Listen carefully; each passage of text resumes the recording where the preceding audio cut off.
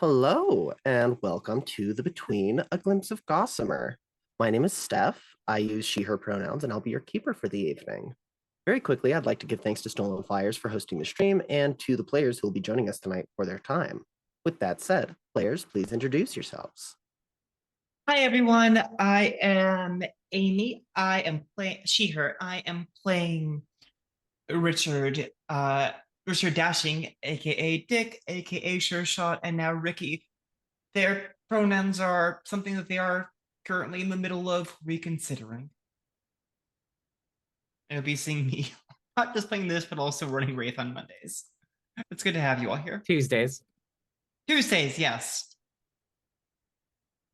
How dare you know my game better than me? Hi, everybody. Ben Ravensdale. I'll be playing Call Jaggard, the Vessel, tonight. And I think that's pretty much all I have. Thank you for being here. Hello, everyone. I am Aaron, pronouns she, they, they. I will be playing Hornby, the factotum to Richard, Dick, Dashing, / Ricky, / whatever other fun name she comes up with him tonight. Her pronouns are she, her.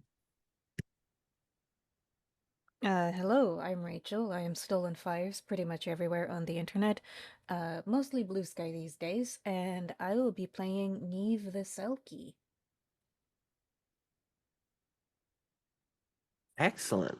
Now, before we get started, some content warnings for this stream include murder, body horror, dark sexual themes, erotic sensuality, foul language, blasphemy, witchcraft, defiling graves and corpses, and in addition to those, our currently active and upcoming threats introduce insects, cannibalism, Victorian era asylums, potentially unhealthy family dynamics, or drug use or abuse, and child labor. Now, let's please have a recap of our last session. We start off with Call enjoying a pork pie when you realize it's not pork, it's people. The proprietor, Mr. Fig, is immediately jailed. Imprisoned, he keeps himself occupied by singing strange ditties. Elsewhere, Hornby is tardy attending to Shoreshot's needs, but she appears almost the instant Dick calls for her. Hornby carefully removes her bloody gloves, trying not to notice that Dick is bare-ass naked. He's upset that Hornby has not provided him adequate clothing for the day and is displeased with the outfit Hornby provides. She clearly wants to see him in a maid's outfit. They get into a spat over it, but Dick has little choice but to agree to be Ricky for the day. As she helps him dress, Hornby reveals a little bit of her past with the thief gang 40 Elephants and how they were able to infiltrate wealthy houses. Meanwhile, Call heads towards Agatha when he overhears Neve panicking. She says something about a monster in the house, one with shark's teeth. Call takes a comforting position near her. Neve is ashamed of her cowardice. Call tries to comfort her by explaining the difference between warriors and comforters. He also assures her that no one wants to see her come to harm, so if she is afraid again, she should run towards Dick, Hornby, or himself. Neve is touched by that, calling them her pod, and briefly discussing the possibility of figuring out how Call can assume his own seal form and experience the ocean the way Neve does. Later in the day, Call and Neve visit the Weaver again. Neve shows her coat, asking for help. She's willing to negotiate with the woman for help in fixing the coat. She uses some kind of shimmery fabric as a patch and asks in return the pearl from a dying oyster at the bottom of the Thames for her work. Meanwhile, Call investigates the shop. As the weaver works, something seems to grab hold of a small part of him. He lusts, but not for his normal satisfaction, for blood. Call leans into this feeling. Meanwhile, Hornby and Sure Shot head towards Seville Row, but decide to take a detour to the Limehouse School. Small children interrogate Sure Shot over his sartorial choices. As they banter, Sure Shot realizes a cat is chewing on his leg, clearly into his blood. The small child offers to take in the cat as a ratter. Hornby is no help here. She's gone to investigate the cellar. There's the sound of dripping water, or fluid, here. She sees a familiar face, V, who whispers, "Hi." After Neve's coat is fixed, Call suggests seeking out Hornby and Sure Shot. He suspects Hornby has returned to V's lair and talks Neve down when she talks about sharks and land sharks. The two of them arrive just as the cat is scooped up. Dick tries to avoid Neve, but she's persistently friendly. Ricky can't really avoid the interaction, and it ends up with all three of them venturing down into the basement together, where they encounter Hornby. She's had a tense encounter with V and come across a pool of half-coagulated blood. V leaps away just as the other three enter the basement, taking the strange supernatural darkness with her. The confrontation between Call, Hornby, and Ricky is oddly tense. Hornby seems jealous, don't know why, and chooses now to reveal that she has had Sure Shot's clothes all along. By this time, the sun has set. As the moon rises and the tide comes in, Neve invites Call to come swim with her. Ricky manages to control her quickening, and Hornby goes out, stalking V and watching what it does from afar. She manages to locate its lair in an old Roman ruin, perhaps from Boudica's time. But she doesn't want to confront the vampire, not alone. She and Ricky continue investigating, stumbling across the once popular pie shop of Mr. Fig. They find a trail of marmalade leading into the kitchen, and Hornby uses her chatelaine as a rough brass knuckles. On the Thames, it's a bit stormy. Neve transforms and assumes banana pose, while Call does his shape-shifting magic. But someone else has arrived in London. Multiple people. Call has their attention, and it's not a good thing. He hears a voice in his head asking if he's home. It haunts him, but at least he can breathe underwater. He tries offering his arm to Neve, but she's in full seal form, giving an ort ort before leading him into the water. That was a terrible seal impression. Ort ort. No, that's terrible too. I'll work on it. End of recap. Excellent. Thank you very, very much. Now, really quickly, let's go over our hunters and our threats. Sure Shot currently has 3 conditions. Bloody Lungs, Chewed Leg, and Drained. Hornby has none. Call has Most Beloved and Bloodlust. And Neve has Sea Longing and Marked by Blind Jenny. We currently have 4 threats active, though one hasn't been fully introduced yet. The Limehouse Lurker, which has been completely answered and needs to be resolved. We have Fig's Pigs, which has 1 clue.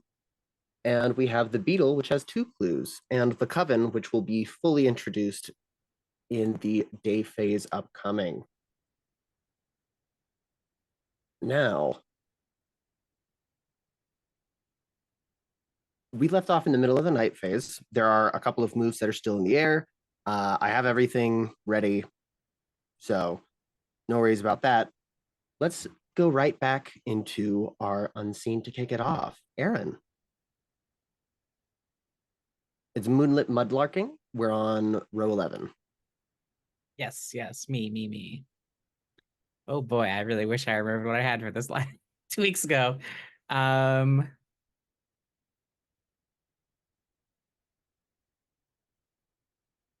Oh, perfect. So an older woman picks through the mud, lost in her own world. She does not seem to focus on items of monetary value. What do we see her collect? I think she's picking up mementos that have been cast aside by loved ones, engagement rings, family heirlooms, perhaps a portrait ripped in half, stuffing them into what looks like almost an herbal satchel that is filled with other kind of sundry bones and things of that nature. Excellent. Let's start with Sure Shot. Oh boy. You got a 4 on your information move last we saw. I see you remembered. I did. I have it written down and everything. First, you and your preparedness. And you were looking through the pantry. Sure was. I think that what we see is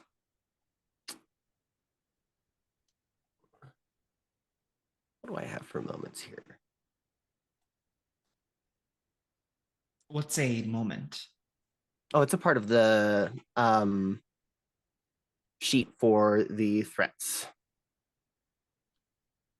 Okay, that's kind of cool.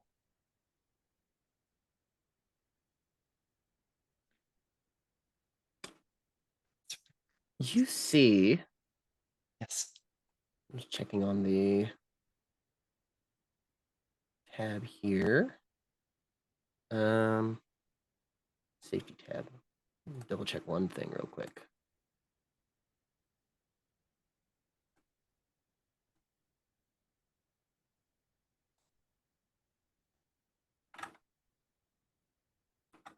Okay. You see, as you open up the pantry, nothing but a naked body, the head removed and replaced with that of a pig, posed as the figurehead of a shrine that's also inside. There are human teeth and tusks scattered around in the shape of pagan sigils. Oh dear. I want to have you make the night move, unless you want to put on a mask. I'll make the night move. So What are you afraid might happen?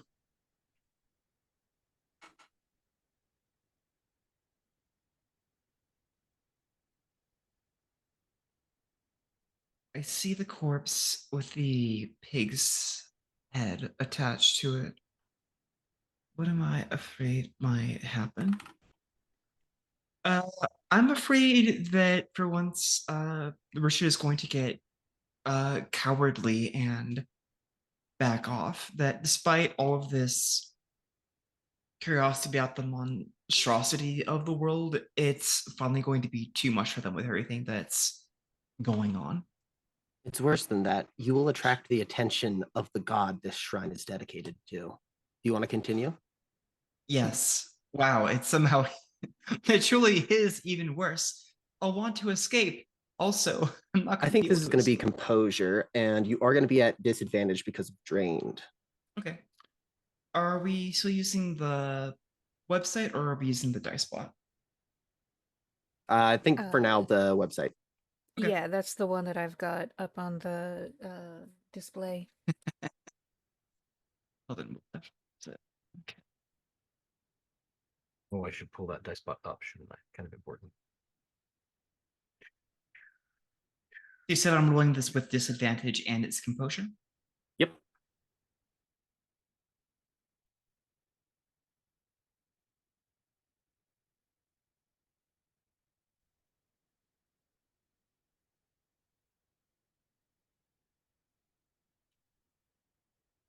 Okay. I'm going to counterbalance it uh with the maid outfit, taking some ironic comfort in the new clothes. Let's see if that helps me out. It in fact does not. That is a 6. Lovely. Hornby, you got a 12 on your night move for the big marmalade corpse. You get control of the scene, and your bonus will be if you are unable to get around to the resolution of the Limehouse Lurker tonight, there will not be a reaction on my end for it. Okay, I like that. Okay. So I think Hornby is completely unfazed by this sight and begins to examine it with like an investigator's precision, like one of Scotland Yard's investigators. Just completely unbothered by it, like getting in there in the marmalade grossness, to kind of see if she can find anything intriguing. I think this is an information move, and you cannot convince me that this is reasonable behavior. I think this is just vitality for digging around in guts. But okay, fair enough. I'll take it. He's like, you're just using your hands. Yeah, yeah, I'm just using my hands. That's fine. That's fine. Game, please let me put on a mask. Why do you keep succeeding so much? That's a 12. Damn. All right. It's not fair. I haven't put on a mask in 3 fucking weeks. Paul, Yes. I would love to know what about your physical appearance changes when this ritual takes effect, allowing you to breathe underwater? So the main change is that the shirt that Call is wearing sort of it doesn't quite incorporate like into his body, but the sleeves do sort of cling a little bit more tightly while still trailing, kind of creating sort of like fin type flippers to give him like more control and speed. And the frills, like the fringe around his neck, does actually kind of graft onto his skin and sort of takes the appearance of like gills almost. And then the last thing that Neve probably doesn't notice is that his teeth become very sharp because he still has the bloodlust condition, and I feel like that's appropriate. I'm sorry in Love advance, that. Neve. Oh, no, it's great. And Neve, as you are watching this occur, I think that you notice something about Call's transformation. This is going to be your clue for Moonlight Upon the Waves. This is a clue for the Beatles, since it also has to do with transformation. Pull it up here.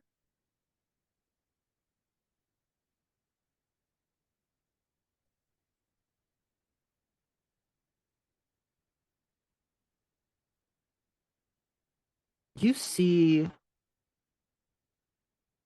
a lone silken glove for just a moment seems to appear on Call's hand. And you're able to tell sort of instinctually that this belonged to either Desai or Uman at one point. But then the glove disappears, fades as if it was just an apparition the entire time.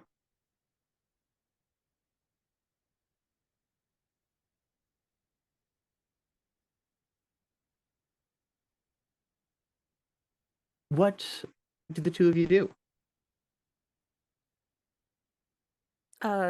I plan to lead Call through the waters of the Thames and show him all the cool shit that's under there.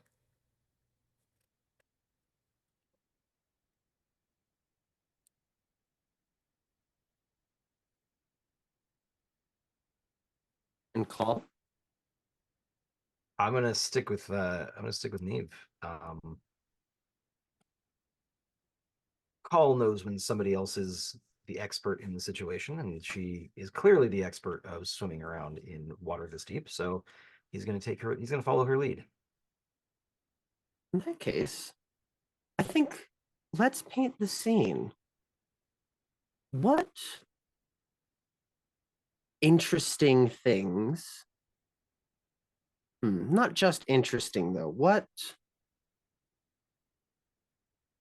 sights of both mundanity and strangeness all combined into one does Neve show to Call? A perfectly preserved Roman shipwreck. It should have decayed to nothing by now, or like become a coral reef, or just otherwise disintegrated into the water, but for some reason, here's a trireme. It's it sank, there's a big hole in the hull, but other than that, it's in great condition.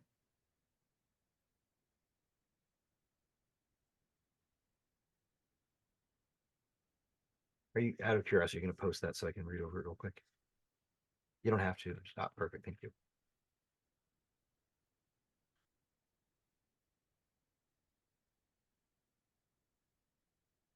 I think there is a stone circle similar to that of like Stonehenge or Gobekli Tepe that is deep below the waves somehow. And if you're familiar with archaeoastronomy, it lines up with, I don't know, pick a constellation. Gemini, that's my sign. I mean, Pisces would make sense. It's the sign of the fish. Pisces. There we go. Another dual sign, why not?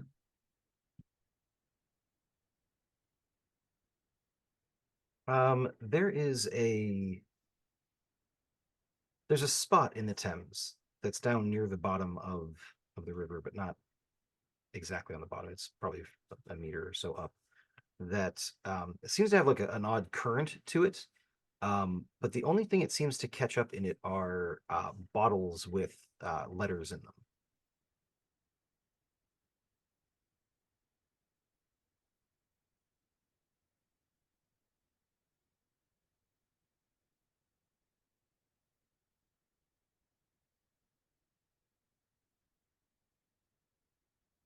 Was that everyone? I think we're still waiting for, well, as always, Call is waiting for Dick. What's the prompt again?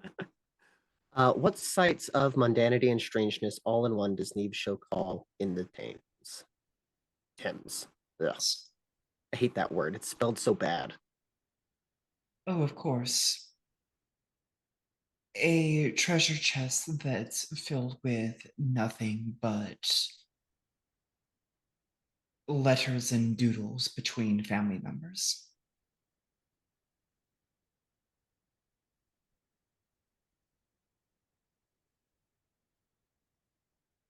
And I think it's as you are showing Call to this chest in the water, the both of you see someone with broad shoulders and a neatly pressed uniform and a wooden truncheon walk up to the edge of the river and squat down, looking at the two of you. He says, "Really? Swimming in the Thames with a seal? At this hour, nonetheless." So he's specifically speaking to me then. Oh, yeah. Okay. I imagine he's not There's talking no to Seal. reason for him to think that Neve Exactly. can speak. Exactly. I mean, apparently there is an acceptable hour to swim with a seal in the Thames. It's just not Apparently, now. There's I like a mean- very specific like city ordinance sign that says it's like between like 1 and 2 o'clock in the morning, and that's it. I mean, if things get really bad, I can bite him. Like, if you get bit by a seal, you're losing what it bit.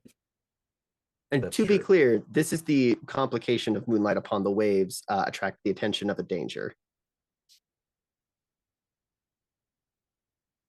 So wait, this is as we're coming up from the swim, or is this as we're getting ready to the swim? You're swimming currently, and he has seen you swimming and is now basically squatting by the side of the river, looking at the two of you. So that makes it sound like we were cavorting at the top of the river, like at the top of the water rather than swimming down. Is that correct?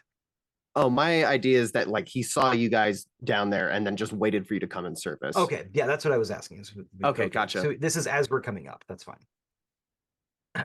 Um,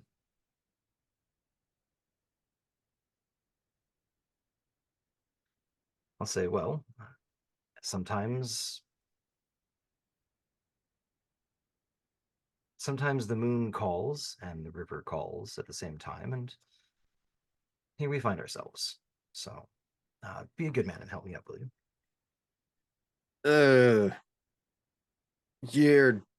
You realize what you're swimming in, right? I'm well aware. I think this is probably going to be the night move. What are you afraid will happen if Well, this? so here's Just the what are you thing. afraid might happen? Here's the thing. Call is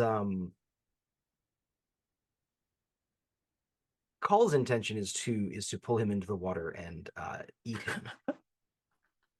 So Do what to him? Oh my eat- god. eat him. Neat. I think So- Neve might interfere at some point. I am open to this. But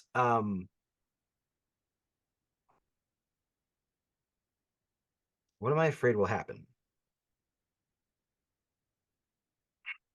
Okay, this is going to sound kind of self-serving, but what I'm afraid will happen is that Call will succeed spectacularly at this and permanently damage his relationship with Neve. It is worse than that. I think that the animalistic part of this pseudo transformation you've had will recognize the big juicy seal in the water next to you. Do you want to continue with this course of action? Yes. Yes. I think that Bloodlust is going to put you at disadvantage here, and this is going to be with presence to convince him. See, I would argue that the bloodlust would give me advantage. No, I'm kidding. Do I have anything in my corner of the house that's going to help me with this? I don't think so, but let me Well, double check. Betty did just redeem a benevolence if you want Oh, to use that as Betty. well. Thank you, Betty. How are you, Betty? I saw it and I just assumed it was a malevolence because that's normally what you chime in for. So thank you mean, so much. We didn't even have to mention expired ketchup. I don't have anything here that I think is going to be applicable to the role. So I guess I will have to you know what? Yeah, I'm gonna use Betty's benevolence. Again, thank you, Betty, very much for that. So this is with presence, so it's gonna be a +2. That's a 10.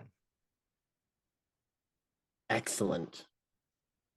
Let's cut over to our unseen. This is going to be our last prompt of the night. Ben, if you'd please.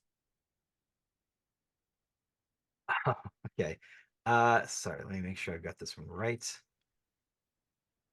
Several bedraggled children poke a bloated corpse with sticks. Those who do not double over retching rifle through the waterlogged effects. What last traces of this person's life or death do they run off with? So the corpse that they are rifling through, it looks to be a Bobby who has some very strange, very ragged bite marks in him. And one of the kids runs off with what looks to be a very, very peculiar cross between a shark's tooth and a human's tooth. Excellent. With that, let's Betty go says ahead. what Ben is doing is way better. Now I'm if Betty is approving, I suddenly am second guessing my choices just a tiny bit. That sounds reasonable. I would wink at you, Betty, but one eye, so. Sure shot. You got a 6. You hear the sound of hogs.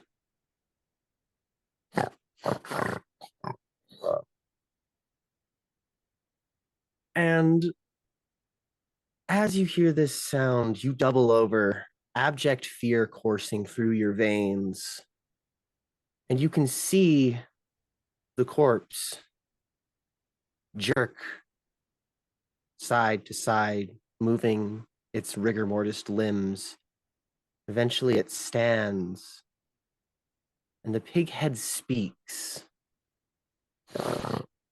You are quite succulent, aren't you, little pig? What do you do? Whimper and call for Hornby to help me. Hornby. Oh, you can also put on a mask, to be clear, if you would prefer. Good point. You know what? This is what we got factotums for, right? Hornby, you got a 12. I I'm going to did. give you your clues here first before pig time. Okay. You find inside of this body a small book of pressed flowers. On the inside cover is written, "For my little sweet one." That is your clue. And you also notice as you're digging around in these guts. Actually, no. Different idea. You hear Sure Shot call out to you. And when you turn, you see this body walk out of the pantry, pig head moving as it snuffs and chorts. And it looks to you, then back to Sure Shot, and says, "You know, there's something around London town. She's waiting for all of you hunters.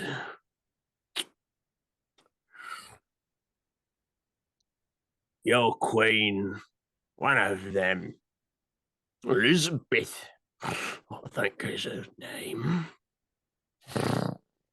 Some time ago, a few 100 years or so, she returned to the palace following her coronation. She found someone waiting for her there. The Queen of the Fae. She pledged her aid to the Queen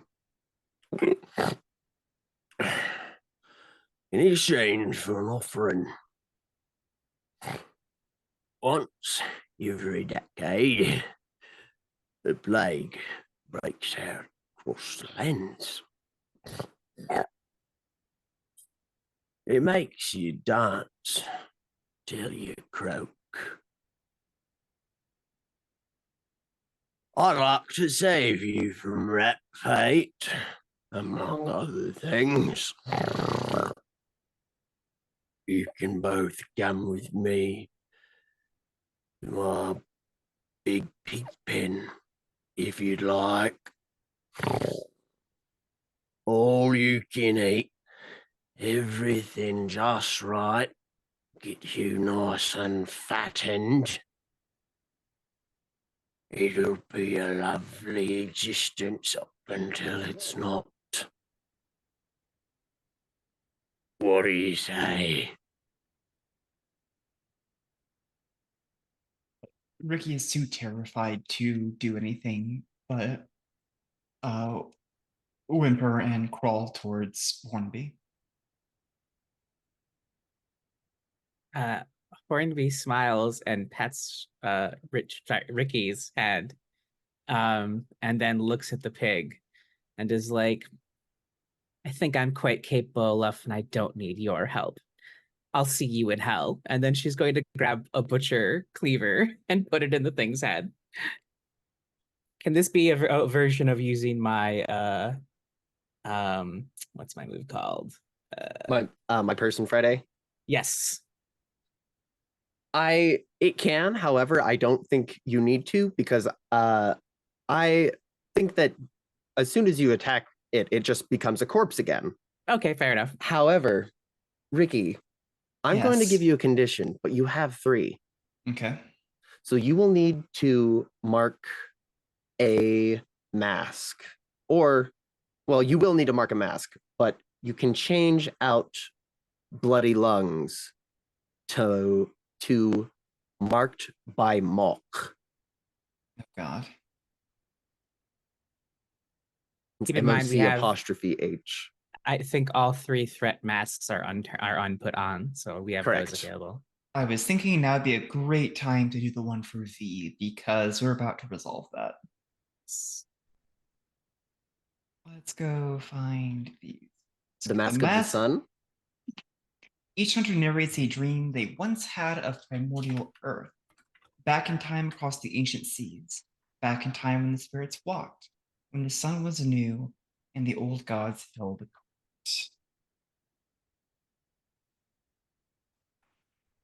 Okay.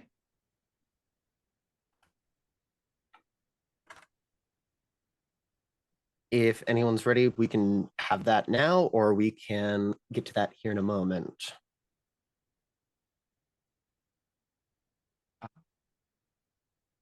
Richard remembers a time.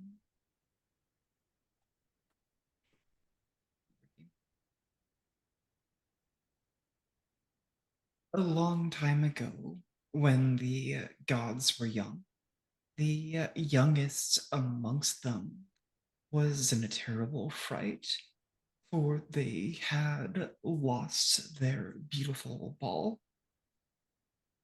They cried for it, and in the fervor, the other gods, time, death, life,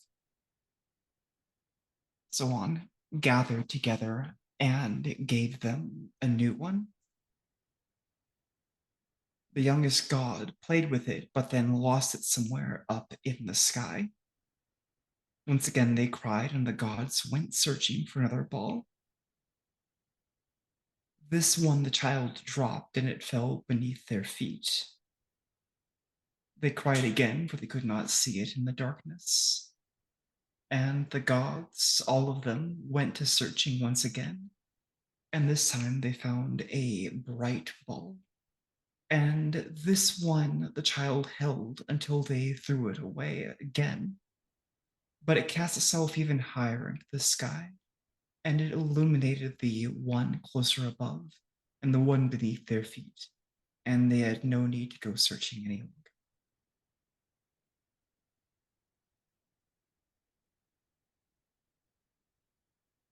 Does anyone else want to go now, or are we going to hold off on that for a while? I I'm going to can hold go off on now. mine. All right, let's Um, have it. When Neve falls asleep in human form, but wrapped around her coat, uh, she dreams of uh, primordial oceans in storms with very tall waves and wind and rain. And she dreams of humans on the shore getting terribly, terribly battered. They are freezing and starving, and they can't keep a fire going. It's just too wet and too windy. And they're the ones who beg the old gods for help. And the response is to create the very first Selkies by giving them the coats that let them take shelter in the ocean and find safety instead of danger there.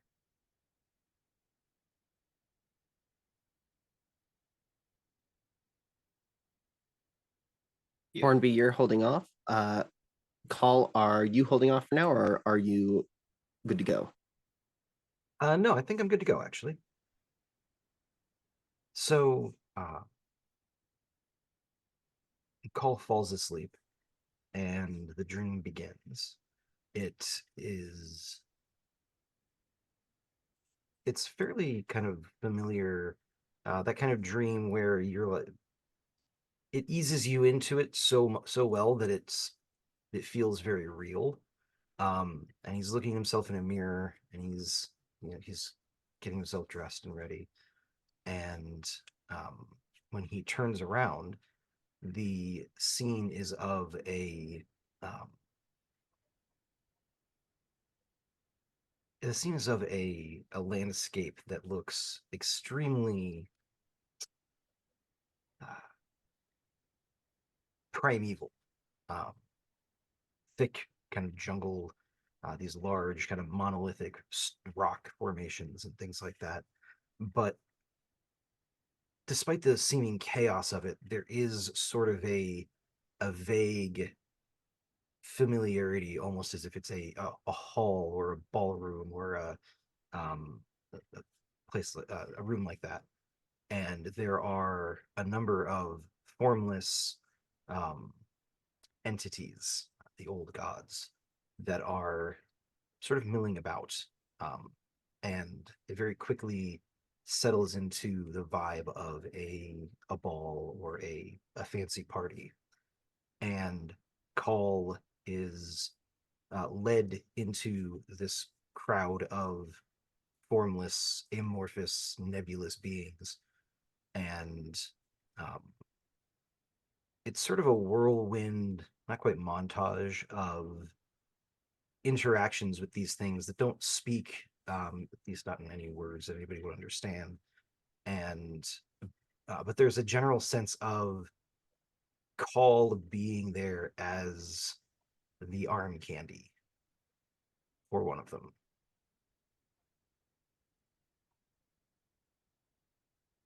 All right.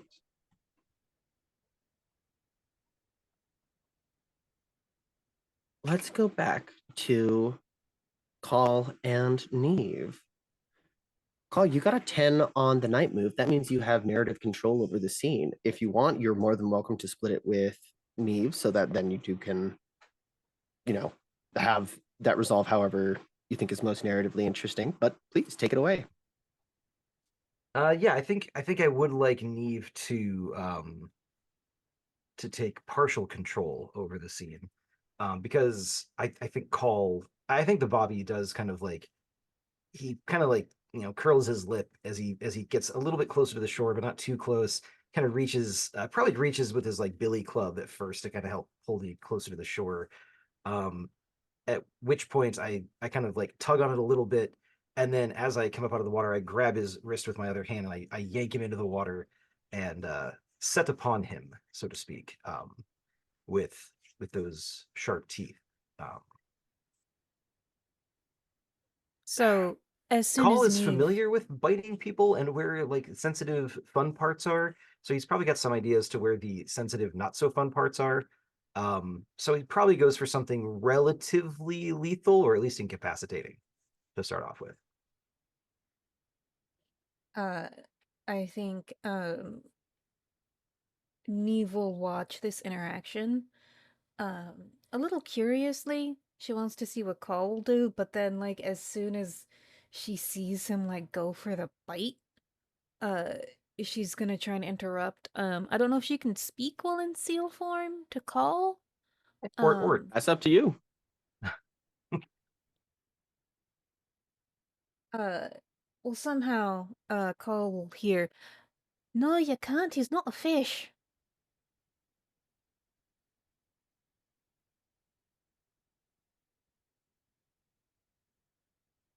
um,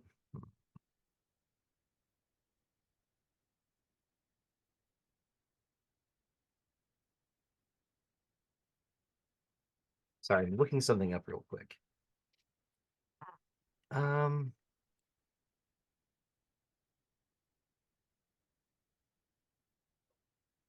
okay, so I think Call's response to that is going to be a brief moment where he stops biting the police officer and is holding him under the water while he looks at Neve with blood on his face, and says, "Nobody's a pig, and that's close enough." And then I'll continue chewing on him. I'll whap Call with my Damn. tail. Okay. Uh, yeah, I think a seal tail getting a seal tail up the side of the head is sufficient to kind of knock Call for a bit of a loop, long enough to sort of reset his brain. Um, and he will. I do note the fact that um, Neve's objection was not to drowning or killing the guy, just that he's just eating him because he's not a fish. Um, Call, being fairly pragmatic, is going to continue holding the guy under the water until he stops kicking. But he will stop chewing on him as he sort of kind of composes himself and catches his breath. He probably for the first time ever is going to look legitimately ashamed, and he's going to like turn away from Neve. Well, I think Neve would also like try to interfere in the drowning. She's like, "Is this really necessary?" It is. He's seen my face.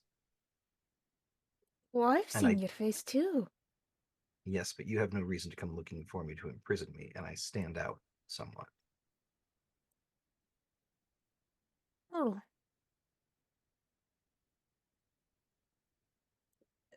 Neve looks very distressed at this. It's all right. You did everything you could. Well, just, I suppose, leave the body somewhere his pod can find him. I promise. And that when it's all said and done, Call will drag the body up onto shore and leave it for those kids to find later.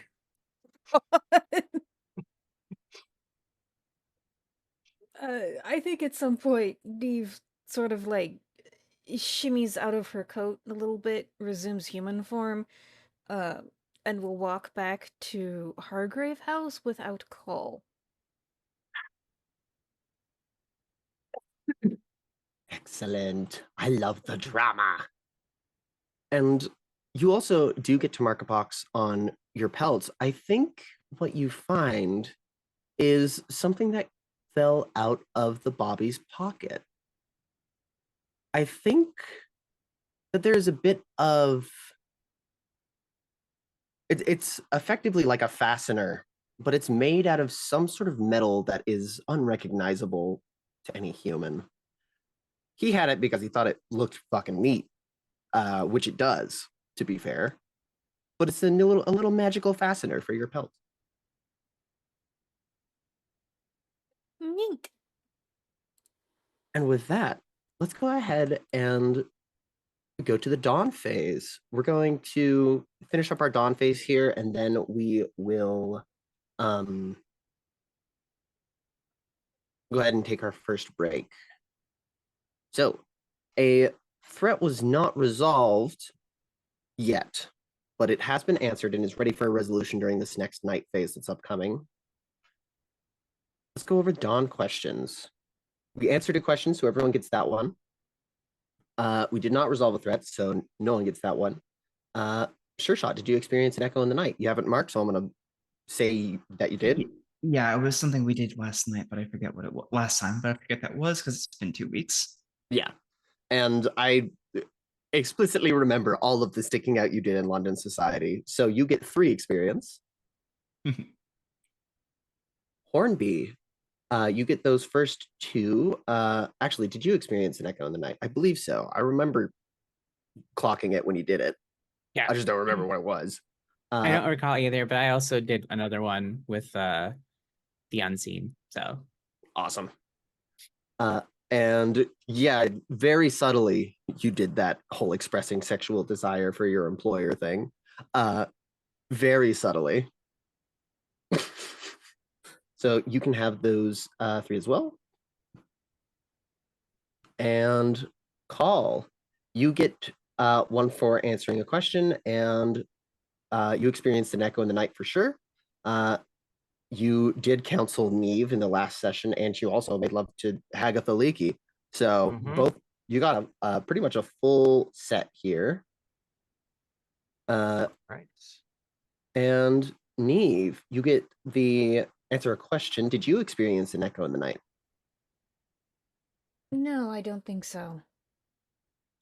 Did you delight in uncovering lost, forgotten, or ancient magic? Not yet.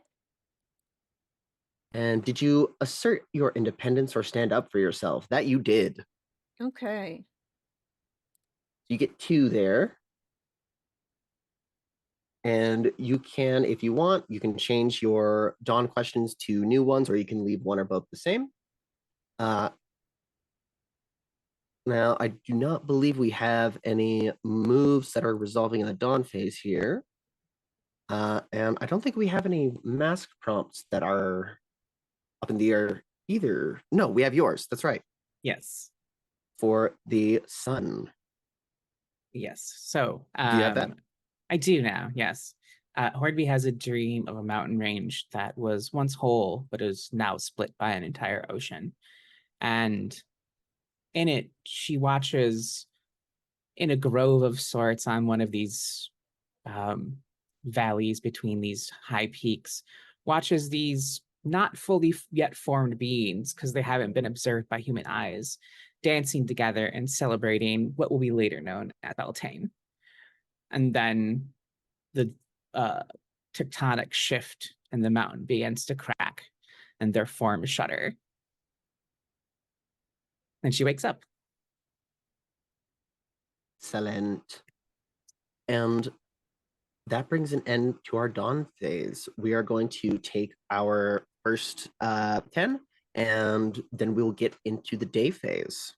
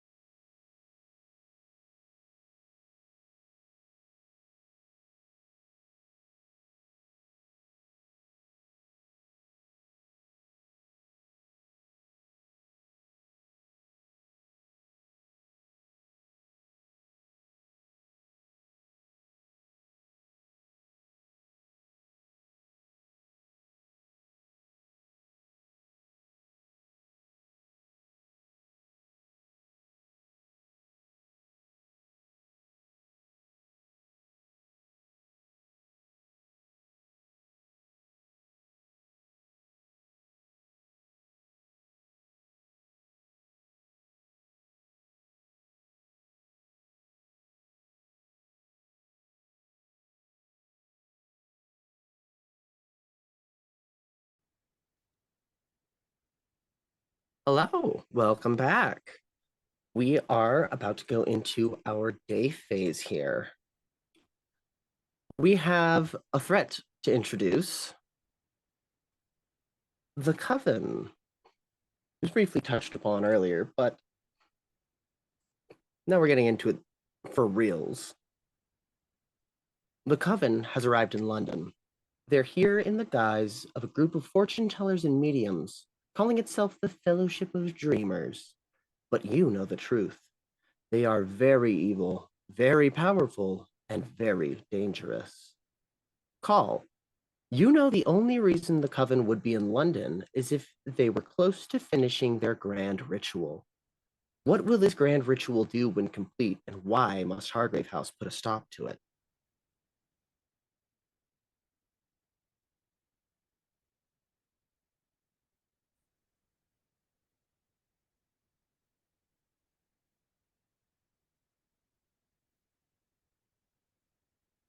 I would have been mulling this over on the break if I had known this question was coming. Give me a few minutes and I'll circle back to you because I wanna think about that. For sure. You don't know where the Coven is, but you know where they've been. The homes of several prominent members of society where they were guests before performing seances and tarot card readings at the homeowners' fetes.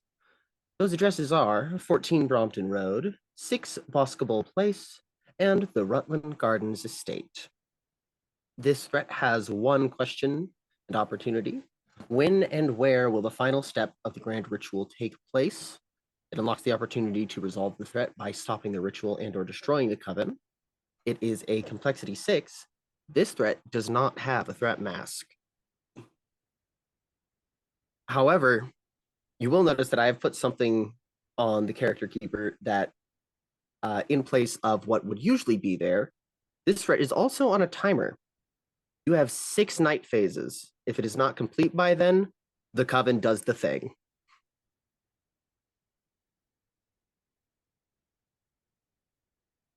With that, what would everyone like to do during this day phase? Everyone can say one thing that they would like to do, and then we'll have one revision after the fact. But I will note that a lot of people are pretty loaded on conditions, so it could be good for some vulnerable moves. I'll just say I have no conditions, so you should probably point your vulnerable moves elsewhere, but I'm happy to participate if you have something specific in mind for Hornby. Oh no.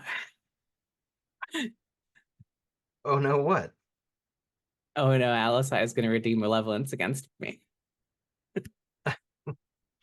Um, so I I kind of want to do a vulnerable move with Hornby, but as mentioned, Hornby doesn't have any conditions, so it's either that or Neve, because Call definitely needs to talk to Neve.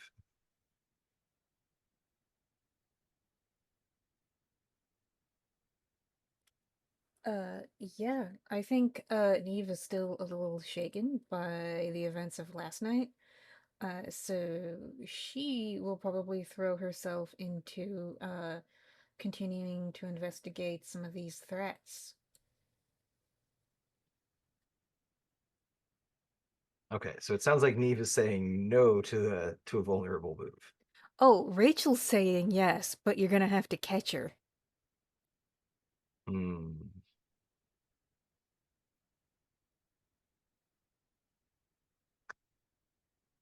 I think that is.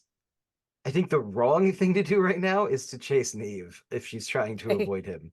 I think that is just that's reinforcing the predator aspect that he's trying to avoid.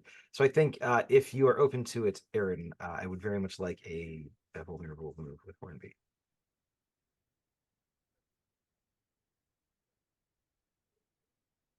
Oh, yeah, I'm good with that. Okay. I did take a new move as my advancement. Do you want me to wait till I use it or You can go over it now if you'd like. cool? So I am taking a move called the Hargrave House Informals. You skim money from the Hargrave House accounts in order to maintain a network of spies and enforcers throughout London.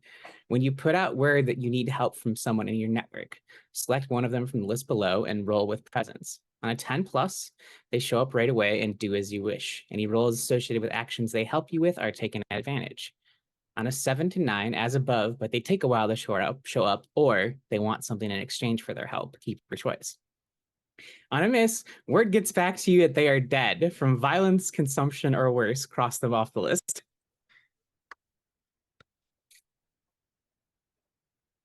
Excellent. If anyone else has any housekeeping that they'd like to get us up to date on before we start our day phase proper, then by all means, please do so. So I did get an advancement. So I did take another move from my list. Just figured I'd let you know. Called A Thinning of the Veil. When you take this move, choose your divination tools and add them to your personal quarters. I went with rune stones because I happen to have a set of them, and it'll be fun to have a prop. When you consult your divination tools to glimpse the future, roll a sensitivity. On a hit, you may ask what is about to happen. On a 10 plus, you can say why is it about to happen. On a 12 plus, you also find a clue. On a miss, I glimpse a terrible fate awaiting one of my fellow hunters. I hold one, which is not a mechanic I've heard before, but I think the general gist of it is I hold on to this until it happens.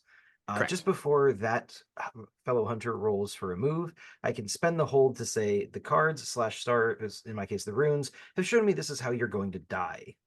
They then choose to back down or go through with it. If they go through with it, they mark a box on their XP track, but the miss will result on their move being replaced with your character is immediately retired from the game. The vessel will describe how. That one sounded juicy. Holy shit, that's a fucking move. It is real good. Yeah, hold is actually a mechanic that is in a lot of Powered by the Apocalypse games. There's not a lot of explicit Powered by the Apocalypse mechanics that are left over in CFB games, but every once in a while you'll see something like that pop up. Gotcha. Yeah, basically the idea is you just hold on to that until you're ready to use it.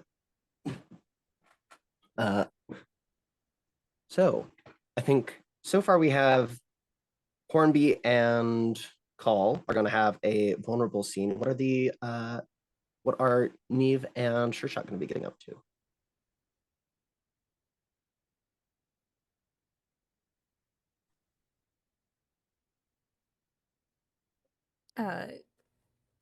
So Neve, well, like I said, she sort of wants to focus on the investigation to take her mind off stuff.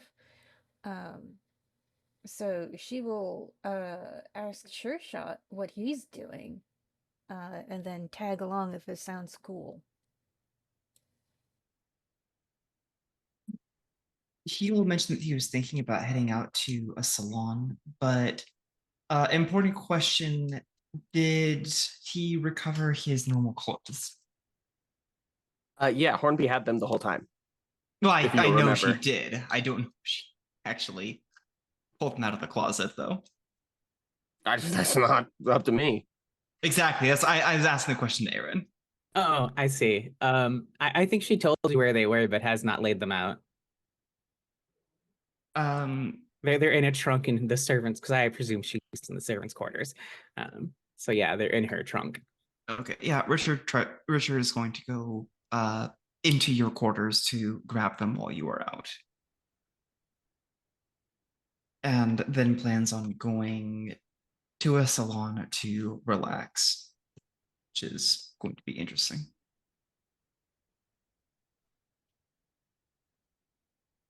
All right. Neve knows a good bathhouse.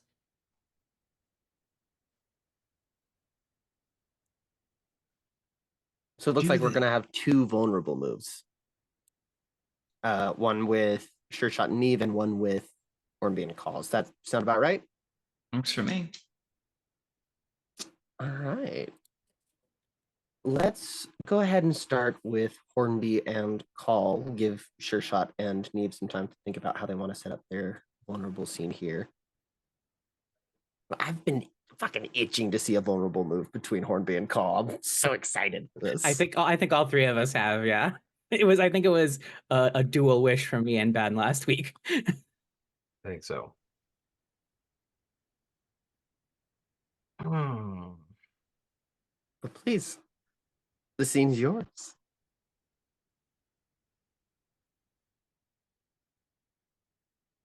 I mean, both of ours are a little tricky. Our vices are. They are a bit.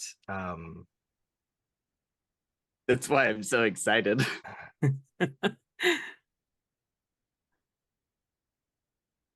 So,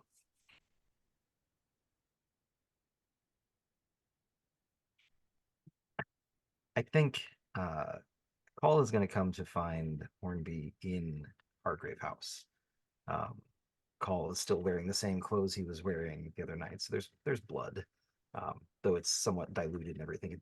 It didn't not stain the white shirt regardless. So along with all the other things that were in the river when he went swimming, and he is going to, presuming Hornby is in her room. Okay, That's fine. I mean, you could probably find her wherever you want in Hargrave House. She's always like doing stuff because technically I am the servant of Hargrave House, even if I'm employed by Richard. that is true. I am not going to go find Hornby in her room because for Call that's a fairly intimate thing, and doesn't want to send the wrong impression. But he will, as he approaches whatever room Hornby is in, he will pause to wrap one of his rings against the door frame to sort of announce himself so as not to surprise her. I don't think she startles at all. I think servants have the sharpest ears in a house, always. So I think she turns and looks at Call and is like, Master Jaggard, can I help you? Please just call. I reserve master for specific circumstances. I was rather hoping you might assist me with well, the mess. He kind of gestures it to like his shirt. Ah, busy night. Quite. I'm used to getting out light stains, but this is beyond my expertise. I think she'll walk over to Call and like much rougher than she does with Richard or any of the femme shade guests of Hargrave House, like tugs the thing to like take a look at how dirty it like tugs his place to get a better look at how filthy it is. Well, do you have something to change into? I do. It's not strictly necessary though.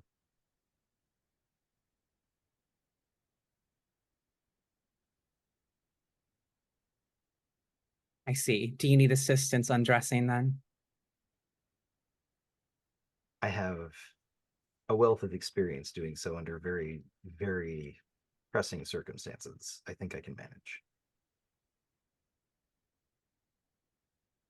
Very well Though, then. if you so desire, and he'll sort of stand back and kind of open the door, like hold his arms out.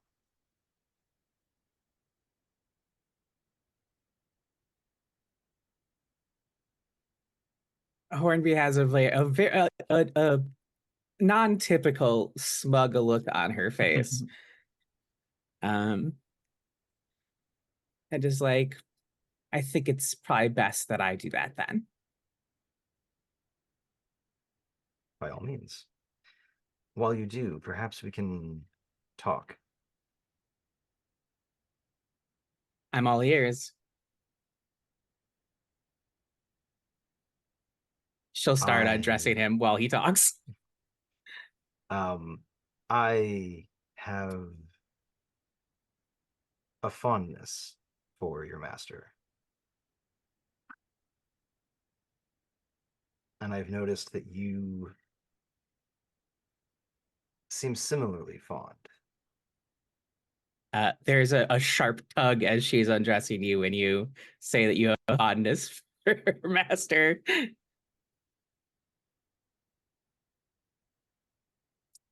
That's a way of phrasing it, I suppose.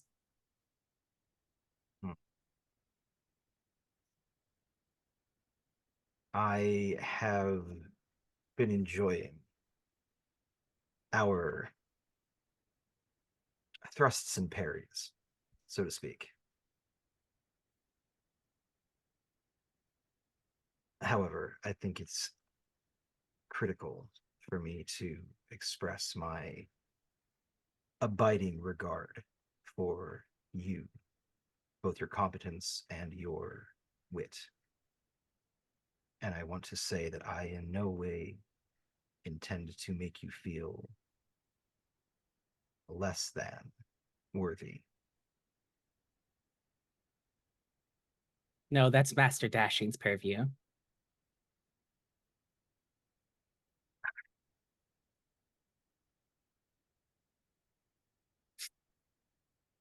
So long as you understand, I am not intent on becoming the sole focus of your master's attentions or affections.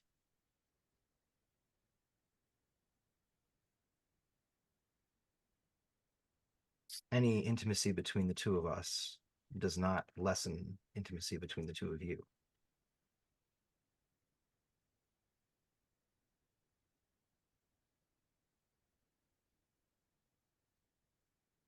Hornby looks like she's genuinely considering this.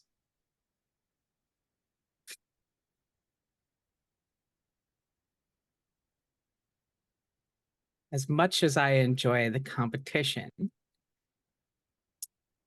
Master Dashing's will is his own after all. And if he wishes to pursue whomever, I suppose it's not my place to interfere.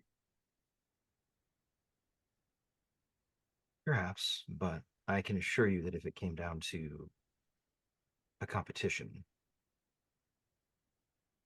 you would emerge the victor without question. I've seen the way Master Dashing looks at you. I've seen the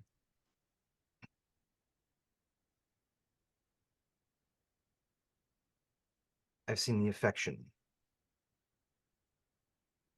the tenderness,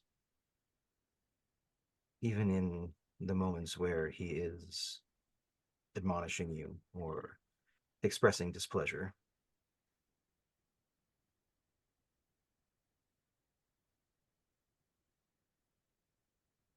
I must admit, I am perhaps there's a modicum of jealousy.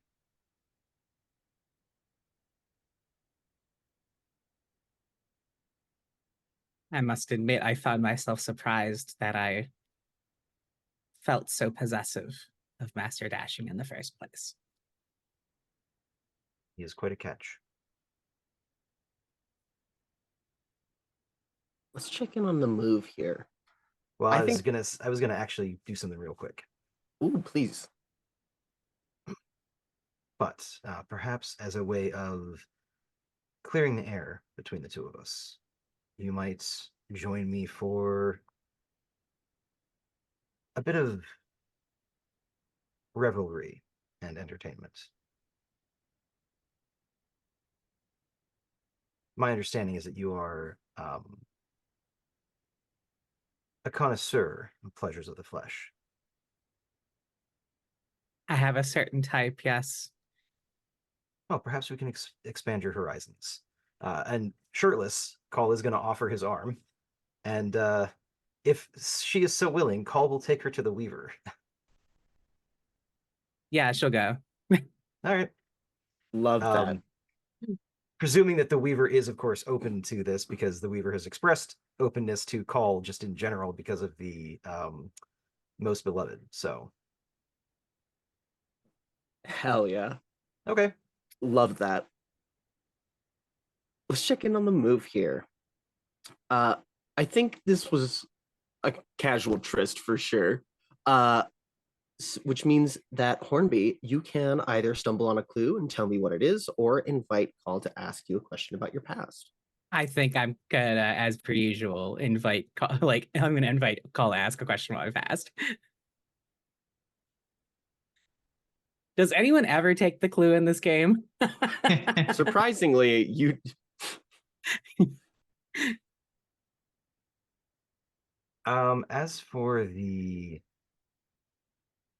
As for the question,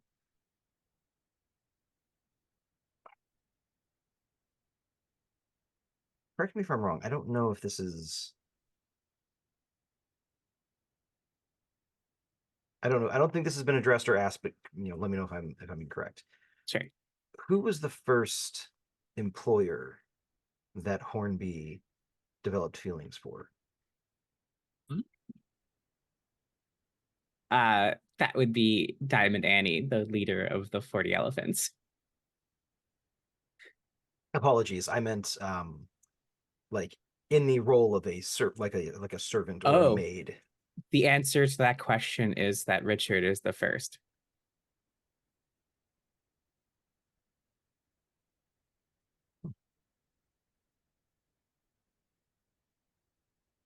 so cute. All right. Certainly not information that can be used against you in the future. Don't worry about it. Just wait till Sorry, I this turn the isn't mask vampire. wait till I put on the fucking mask where I tell you how I came into their employ. I This is admit exciting. I'm intrigued and terrified to know what that answer is going to be because I don't know it. All right. Let's Out go of ahead curiosity, does and that mean I can? yes, you can clear bloodlust for sure. Okay, And Hornby still doesn't have conditions. No, So you can because I clear roll too nothing. fucking. Yeah, I get nothing. Good day. Exactly. You Uh, lose. and Sure Shot and Nave. I thought of something. So I'm gonna say Richard is too embarrassed to go um back into the closet, and so is going to be like, sure, public bathhouse. I don't have anything I can wear. Oh, that's the point. Excuse me. I mean, do humans bathe with their clothes on? Yes, a lot of them usually wear swimsuits when going out to bathe.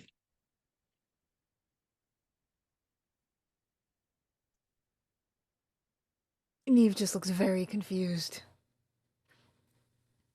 I I'm have a. terrified of being naked in front of a bunch of random people. Oh, They would probably, I don't know what they would think. well, if you'd prefer, I know a cove. No, what? A cove. Oh, I- It's a little okay. out of the city, but it's usually only the fish go there.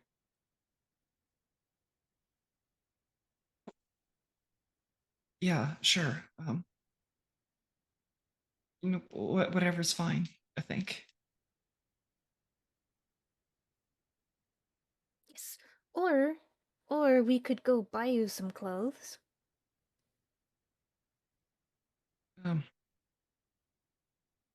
yeah. Um,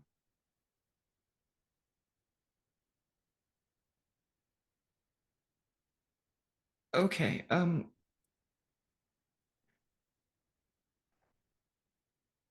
It's a lot to ask. How are I? Never mind. Um, are you sure people aren't going to make fun of me? If they do, I'll bite them. Oh, okay. I'm just gonna trust you then. So, they are going to join Neve at the public bathhouse.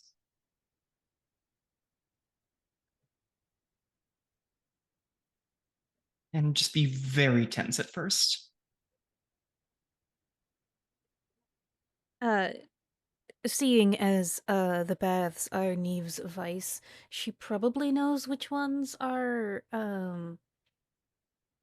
sparsely used at this time of day, and that's one she's gonna pick. And like the also areas that aren't super being used, that's where we're gonna go. Um, Ideally to like a nice pool of warm, relaxing water.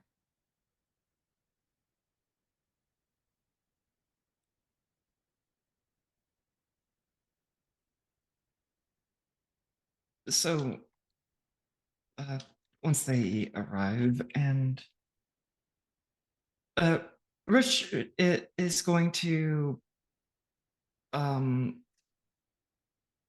hold on to Neve's hand for dear life. Okay, yeah. Neve doesn't mind that. Um, but she also uh it's not just for Dick's own comfort that she like brings them to like a secluded area. Um, because as soon as they get settled into the water, uh she starts asking questions about, so how long have you known Call? Um, about as long as anyone here, I think. Right. Few months, I guess. Sort of. I mean, I feel like I've gotten to know him a lot better recently. Um, do you think he's a good person? Yeah, he's always been kind and helpful towards me. Very understanding, even when I'm not sure I understand myself.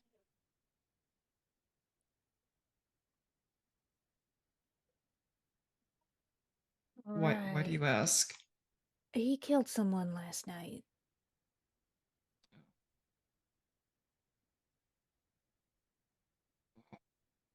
Were they attacking you? No, I wanted to show him what it was like to be a seal. And we were swimming in the river, You can turn and one people of... into seals? Oh, well, it's difficult if you're not a Selkie. Um, but there was some magic that like made him able to swim. Anyway, if he had been a seal, none of this would have happened because one of the men with the blue coats and the copper buttons asked what Cole was doing. He thought I was just a regular seal, so Oh, he one of didn't the talk to me at cops. all. Okay. Uh, and then Cole tried to eat him. Well, I don't I I I don't know why he would do that. That's Well, he told me, and it said he said it was because the man saw his face. But a lot of people have seen his face. We've seen his face. did he do something bad? Um, Neve, He I tried. hate to tell you this, because I'm pretty sure that this is the pot calling the kettle black. But you kind of stand out. I mean, for you know what you know of being in London. Yes, but I only eat fish. I don't eat people. I don't think Cole eats people. He tried to eat the man last night. He would have, except I said no. And I saw his teeth, and he had shark teeth. Oh, okay. I don't think you mentioned the shark teeth part the first time. I saw him bite.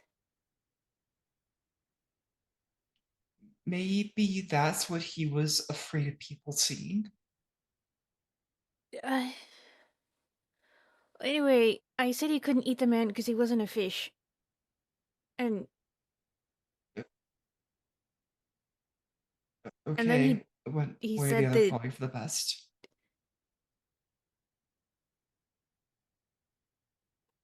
well yeah, it's fine to hunt fish and eat them. They're fish. But anyway, then he said he had to kill the man anyway because he'd seen his face and held him underwater. Did he kill him? Yes. Maybe I should talk to Call. Okay. I'm kind of scared of him now. Especially with the shark teeth. I don't like sharks. Don't worry. Richard puts a reassuring hand on Neve's shoulder. I've seen a lot of weird things. I know I haven't been very brave in the last couple of days, but I'll help us see our friend through this. Okay. I haven't been very brave either, and it was actually Cole who helped.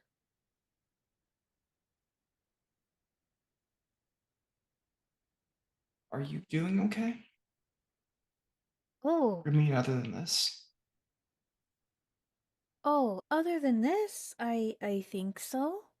Um, I think I'm about most of the way to fixing my coat, and that will be nice. And I will stop feeling cut off from the ocean. Um, Wait, what happens when you get everything? Are you going to leave? oh, but I'll come back. All the stories say that when the Selkie gets her coat back, all the human stories say that when the Selkie gets her coat back, she goes back to the ocean forever. And it's not really like that. You've seen it before? When the Selkie leaves forever, it's because she's leaving the person who stole her coat and hurt her or him. Sometimes it's a him. And that's why they never see the Selkie again, because why would you go back? But um I'm not I'm not a sea creature, and I'm not a land creature. Like if I was in the ocean all the time, I would also be unhappy. Because I would have to come back to shore and I would be unhappy that I couldn't. Does that make sense? Am I making sense? You you'd miss your human friends, is that it? Yes. I think we'd miss you too. So, And yeah, I'd swim out, but I'd always swim back.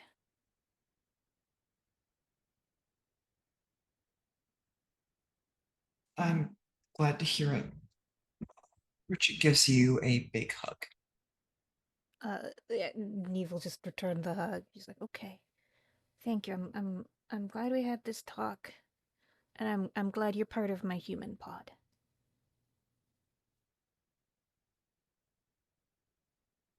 Maybe you could show me a few swimming moves now. Uh, yes. All right. So here's how you breathe when you want to hold your breath for a really long time. And with that, I think let's check in on the move. I think you can both definitely clear a condition. I think probably drained and sea longing both make the most sense here. Yeah. And Neve, since it was your vice, you get to either ask Sure Shot to ask you a question about your past, or you get to stumble on a clue. Uh, I ask Sure Shot or Sure Shot asks me? You get Sure Shot asks you a question about your past. Okay, yeah, let's do that. Okay.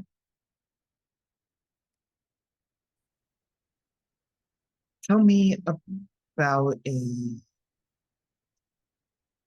tell me about a time you've seen a Selkie go through this before.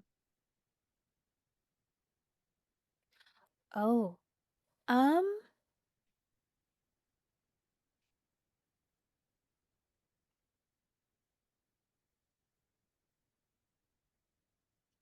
I'm about to plagiarize myself, and Ben's gonna laugh at me. Uh, oh, uh, one of my pod mates, Aurora. She's really good, with human children, and she actually ended up working on the shore, one of those, it's not a park, but it's a place where children go to be entertained. Anyway, the man who owned it, figured out what she was, and he stole her coat, not because like he wanted fish or like for her to be his wife, just he wanted her to work for him a lot for free, and we had to make a lot of deals to get her coat back, but we did, and she's happy now. Deal the deal. Seal the deal. Love that. Excellent. uh, all right. I think with that, we can go ahead and take our next 10-minute break a little bit early here. And then we'll get back to it with the rest of the gay phase. And I think we'll probably end out the night on once we get to the night phase. That sounds good with everyone else. That's Do you mean great. ending with the night phase tonight? Ending probably around when we start it. Oh, okay. We'll have a bit of an extended day phase. Although I kind of want to see what happens, um, with Sure Shot having to do the night phase if he's still hanging out with Neve. We'll That'd see be what interesting. happens. I would also Okay. love to see the V resolve. Okay. All right. Well, yeah, let's go ahead and take 10. We'll be back at the 57. Okay. Cool.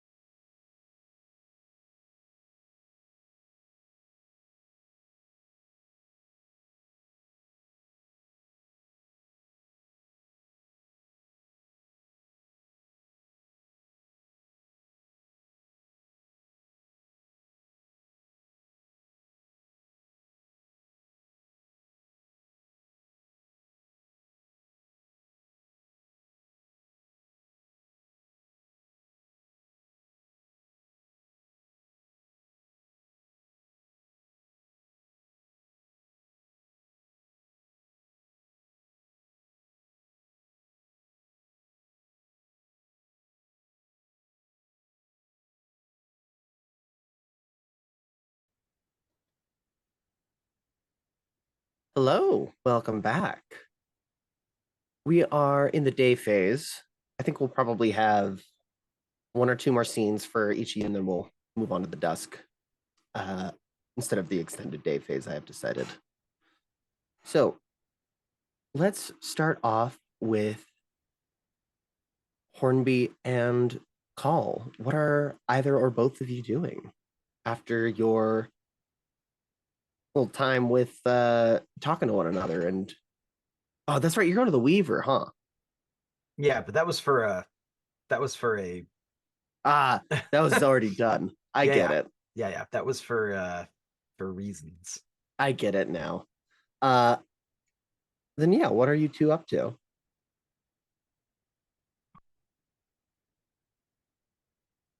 Hmm.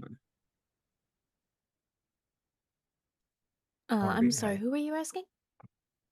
Hornby and Call. Yeah. Hornby, I feel as if you might have a slightly more structured day than I do. Day to day. Correct. Probably. There are some days where my calendar is booked rather full, but today's not one of those days. So what shall we do? Well,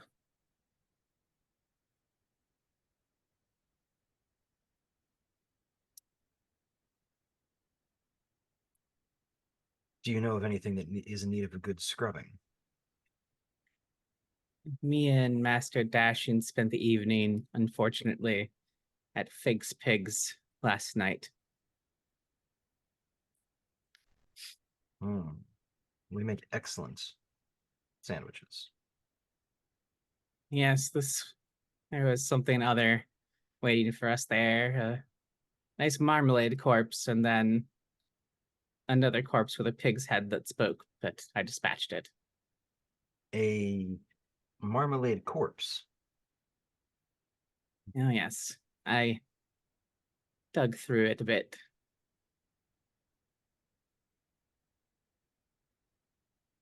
Oh, But sorry, I missed that. and I'm used to getting my hands dirty. I am quite sure.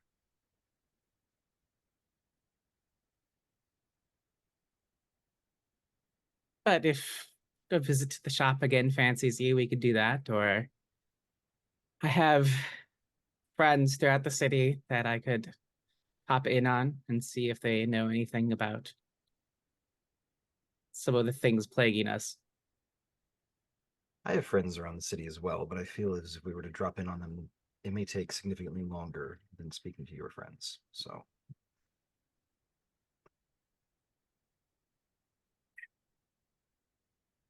I always like meeting new friends. Very well. I will like to use my move that I just took then, Steph. The Hargrave House informals. Can you read that out again for us one more time? Yes, indeed. You skim money from the Hargrave House accounts in order to maintain a network of spies and enforcers throughout London. When you put out word that you need help from someone in your network, select one of them from the list below and roll with presence. On a 10 plus, they show up right away and do as you wish. Any rolls associated with the actions they help you with are taken at advantage. On a 7 to 9, as above, but they take a while to show up, or they want something in return in exchange for their help, keeper's choice. On a miss, word gets back to you that they're dead from violence, consumption, or worse. Cross them off the list.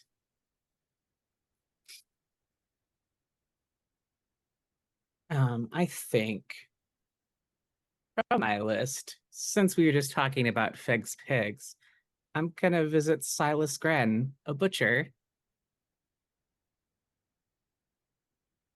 Excellent. Let's have that roll. All right. My presence is a +1. I swear to God, dice roller, if you roll above a 10, I am going to be so angry.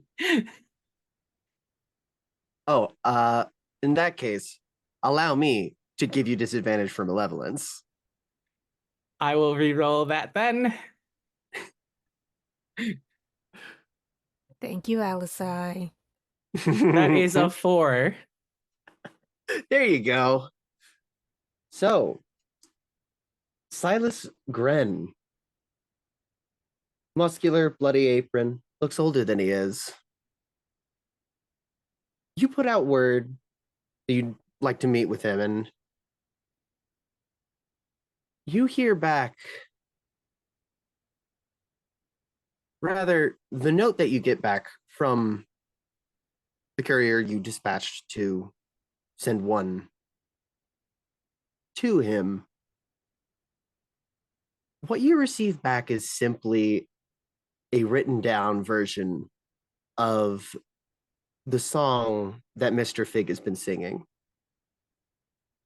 Unless you would like to mark a mask. I would love to mark a mask. I bet you would. Ooh, oh boy. I'm gonna Oh, mark a boy. mask of the past. All right. If you want, you can go ahead and give us that now, or you can hold on to it for a bit. I have it ready, but I think I'll save it until we see what happens here. All right. And in that case, I think it'll probably be some time before Silas is ready to meet. What call are you and Hornby going to be getting up to in the meantime?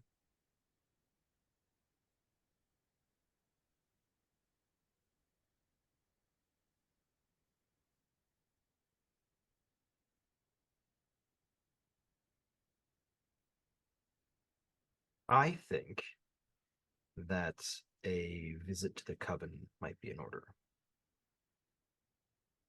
Intriguing. Are you going to be going to one of the places that they had gone to recently then? I'm gonna Hornby, would you be interested in meeting my family? Sure, I'd love to. It may be an unpleasant conversation. I haven't visited with them since I left home rather abruptly.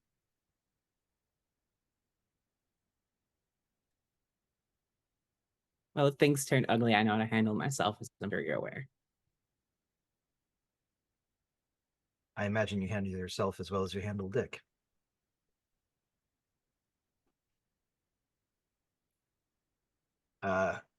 Call will offer his arm. Hornby will take it, yeah. All right. So I imagine they cut an odd pair, one obviously dressed like a servant, walking arm in arm with someone acquainted to luxury, I think.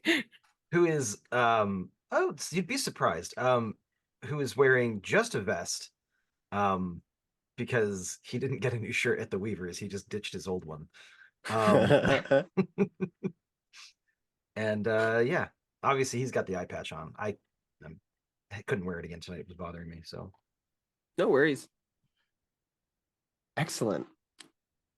I think that now let's cut over to Sure Shot and Neve.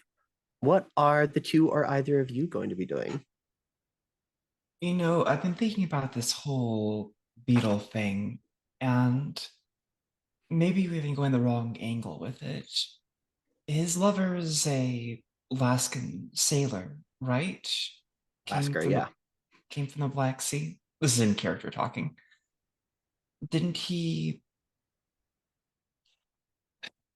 I'm wondering if maybe he brought something back that he didn't tell us about. It might be That's worth. possible. Maybe we could check out the either the ship that you've been sailing on or a manifest. I don't know much about.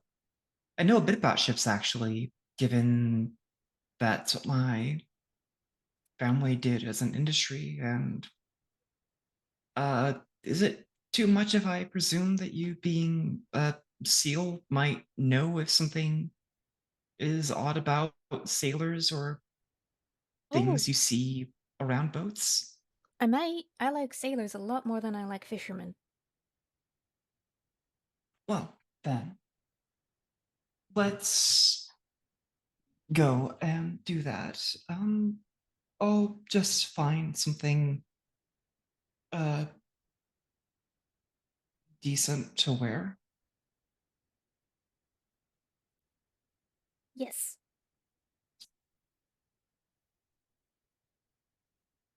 So mean- to be clear, you two are going to the dock or a pub near the dock or something along those lines? I figured go to the dock and try to find the ship that either try to find other Lascar sailors or try to find the last ship that Desai had been on. All right. And in that case, let's go ahead and cut to that scene really quickly. The Regent's Canal dock. There's coal dust on everything. There's sailors playing dice games, and prostitutes and tinkers peddling their respective wares. Let's paint the scene. Do you find the teeming humanity here to be exhilarating or revolting? Why? Oh, exhilarating. It was nice sometimes going down to the dock when I was younger. It was a place where I could relax and feel a little bit more human. I think Neve also finds it exhilarating, just because of all the new experiences there, and like the smells that are like some are familiar and comforting, like the sea air, and some are totally new and interesting, like tobacco smoke. And oh my God, that's an oyster cart with the oysters already open. I don't have to bash them on a rock to get at them. I I would buy you one, but I think Hornby took my checkbook. I've got a few pennies. Instead of paint the scene for just the two of them or for everybody? I think probably just for the two of them since they're there. Just wanted to be sure. This is why I ask, because sometimes they're for everyone, sometimes they're not. Yeah, it's a little touch and go sometimes with those. Yeah. Why did Richard find it exhilarating again? Sorry, I missed that. Richard was exhilarated by the ability to connect to the lower classes. He really, it was a way for him to get away.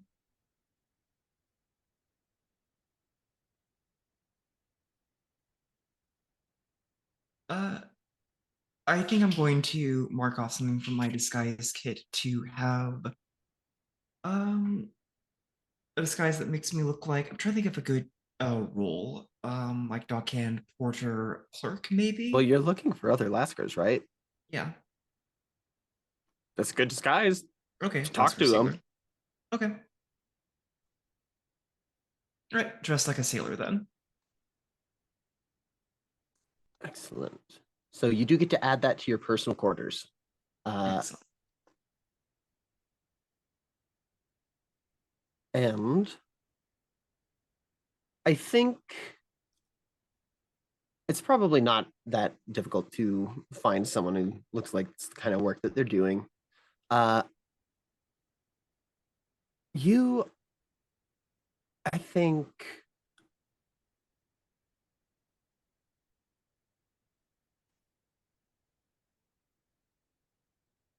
you see Tuxedo himself actually taking care of a few things here at the dock.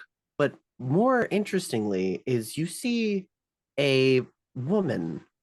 She's not talking or interacting with Tuxedo, but she is kind of looking and observing him.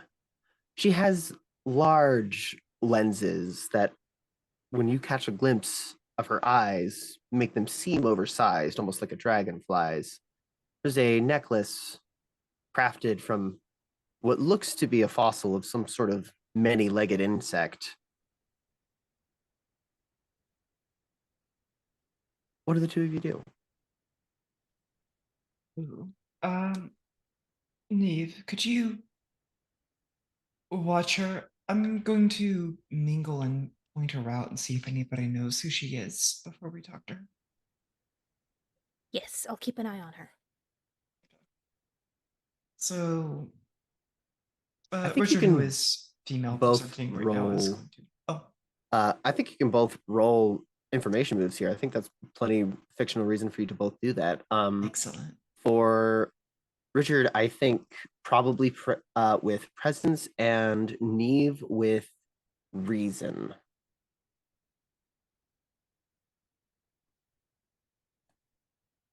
Okay, I'm going to roll with advantage because of my disguise.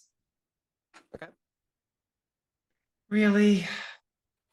Oh no. So I get an 8 total, which means that there's a complication, and I would suggest that Neve is just so bad at spycraft that her attempts to be like, I'm watching you without watching you just totally fail, and she's spotted as like, why is that woman staring at me so much? I like that. Uh, sure shot. What did you get? I got a 4 Love that. With advantage? with advantage.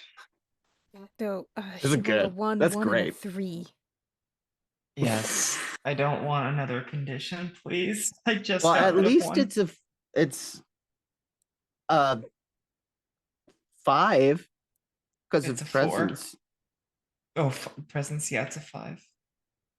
which is still a miss, but you know. Yeah, slightly better.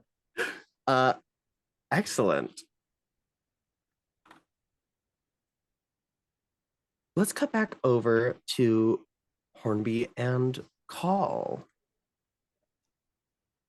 Remind me, where were the two of you headed? The Coven. Ah, I'm brilliant. Yes, correct. There are 3 places that you know where they've been. You haven't been able to track them down. However, you do know those 3 leads: 14 Brompton Road, 6 Boscobel Palace, and Rutland Gardens.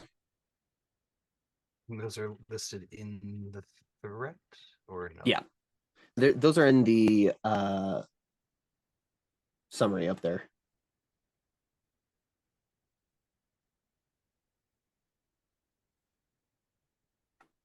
Also put those into our game chat. Oh yeah, they're there. It's right at the very bottom. I was reading from the top. Which of these places is the fanciest?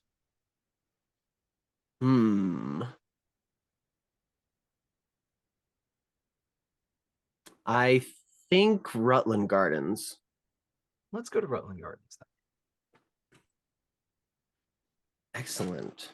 As you approach, you see it's a large home on a cul-de-sac, and upon knocking on the door, a doorman opens, wearing a powdered wig, and he smells of juniper. Let's paint the scene, everyone. Mrs. Blanchard is excessively formal with guests. What does Colin Hornby experience that confirms this? What kind of living situation does she have? It's a big home in a cul-de-sac, and she's rich enough to have a doorman with a powdered wig. Oh dear.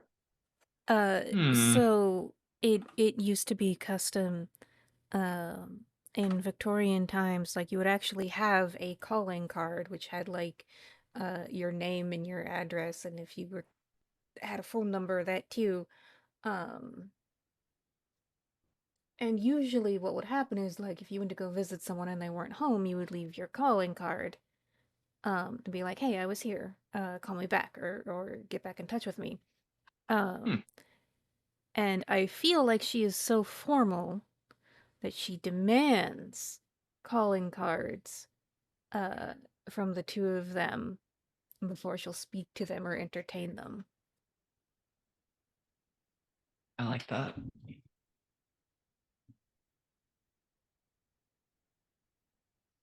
Hmm.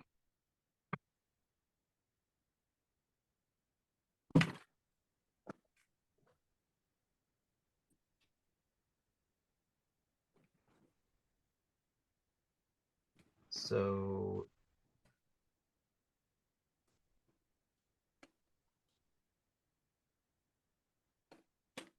I'm going to go out on a limb and guess that Mrs. Blanchard is a member of this cult. Presumably. The coven Or is the coven. The coven is specifically, they are in your Mask of the Past. Yes. But I don't know if this NPC is explicitly a member of that or not. No, the coven is entirely yours to detail. Whenever they come onto the screen, since we don't know anything about them yet due to not having enough information from your masks quite yet, they will be very mysterious and you won't be able to really tell who or really what they are because they haven't been detailed yet. Okay. So in short, no. Okay. I'm glad I asked them because I was going to assume that she was.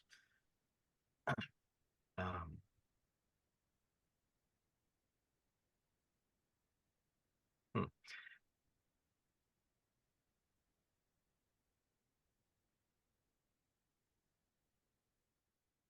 I guess I don't have an answer for this paint the scene because if she's not part of the coven, that doesn't make sense. So I'll have to think of something else. For sure. So I don't know when the saying "roll out the red cart" became a thing, but I'm going to go ahead and say that Miss Blanchard literally has her doorman roll out the red carpet when you enter her home to lead you to like the guest chambers or whatever.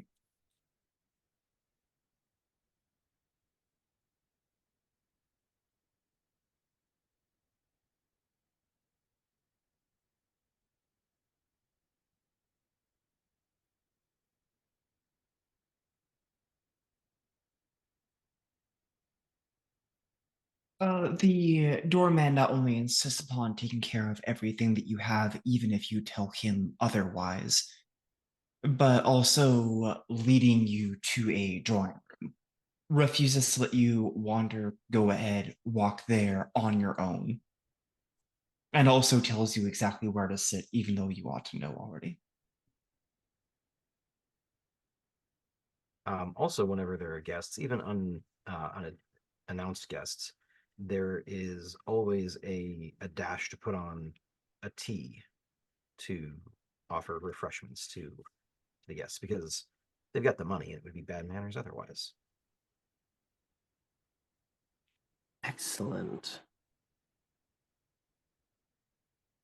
That is exactly what the two of you experience as you enter into the drawing room. And I think after a few moments, we see a woman with pursed lips and a corset that's clearly a little bit too tight, as well as a bead of sweat rolling down her forehead, enters into the drawing room. Hello. What what might bring you to here today? Hargrave House, I believe your cards said. That is correct, yes. And what is it then that brings you to my doorstep? I'm looking for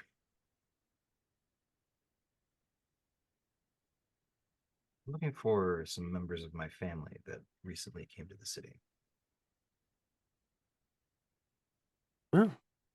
Well, I don't know why I'd know them. Have we met? You and I know, although I would be more than happy to make your acquaintance. I think she blushes a little bit. And I think you can go ahead and give me the information move with presence here. And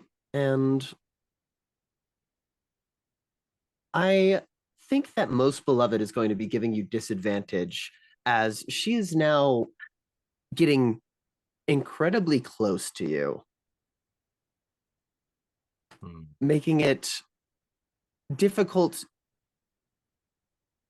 to get through to her anything other than what she is very clearly thinking about. I think I'm going to use the small songbird as.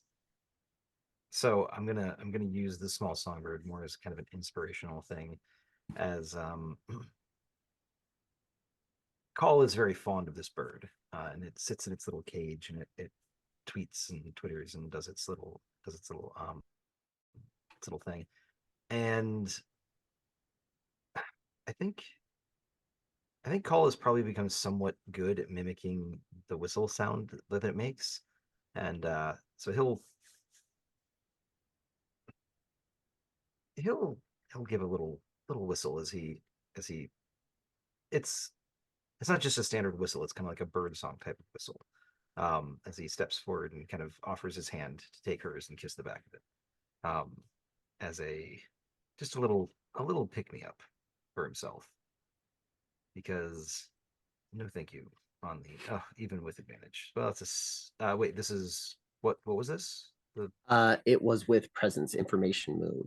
So an 8? Is that an 8? Yeah, that's an 8. Excellent. That's not too bad. Just got rid of a condition. I don't need to be taking another one, but here we are. I think go ahead and give you your clue and complication now.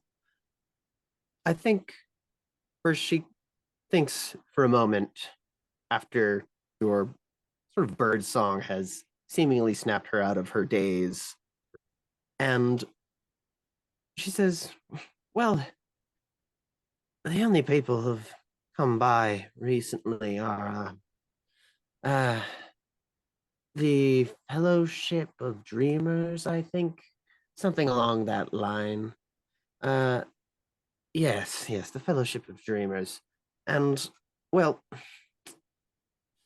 it quite honestly was a waste of a perfectly good evening, if you ask me. I would have much preferred a round of euchre or whist, or perhaps a spirited game of statutes. That's always a delight.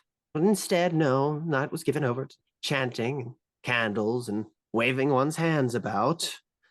I'm sure I would be much more entertained by a night of euchre as well. Oh. Emphasis on the you. You scoundrel.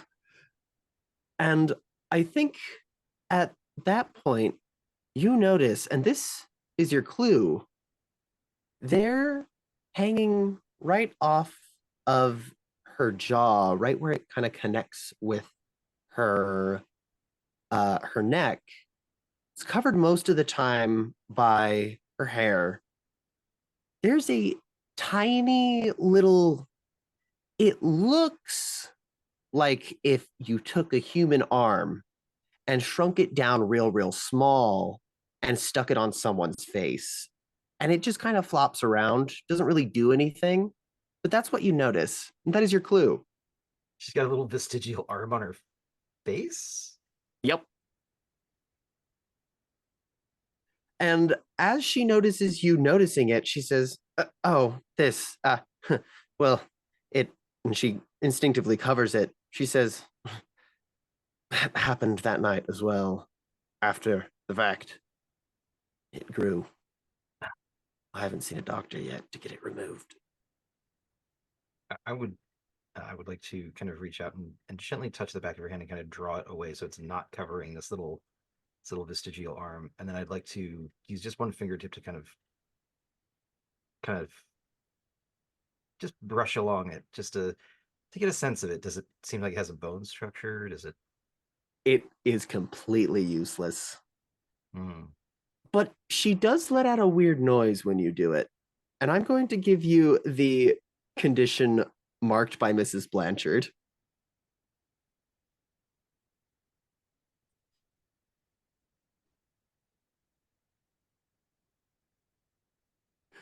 Hornby, what are you doing as that is happening?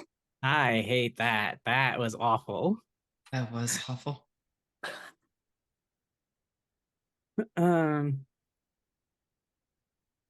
Well, given that Miss Blanchard seems to be distracted, is the doorman? Is there anyone watching us? Is just her in here?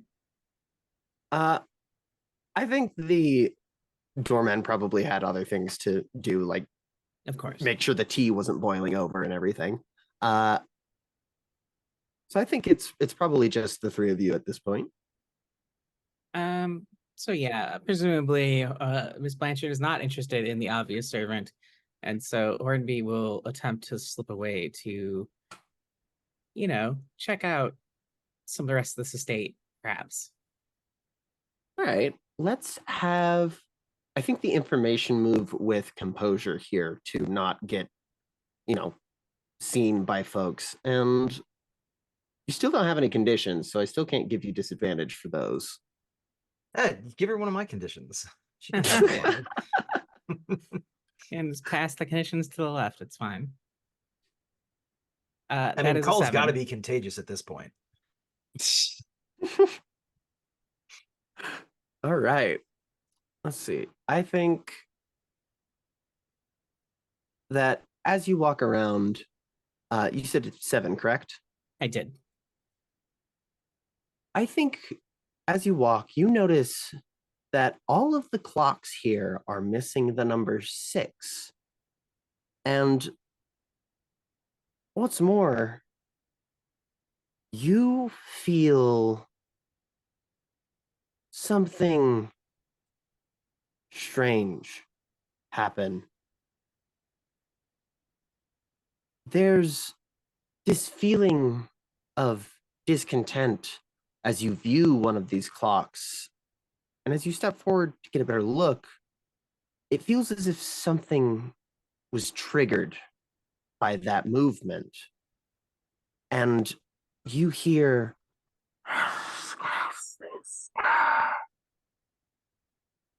and your skin begins to crack and bleed. I'm giving you the husk condition. Well, it's been so I haven't been able to put masks on for so long. Why don't I just go ahead and put on another mask to bump it to a 10? All right. Then in that case, you just get the clue. Wonderful. And we will cut back to Neve and Sure Shot. I think we'll start with Neve. You got an 8 on your information move here, and the woman sees you and begins approaching. You're able to see it from up close that her necklace is indeed an ancient millipede fossil. And she looks you up and down, says, and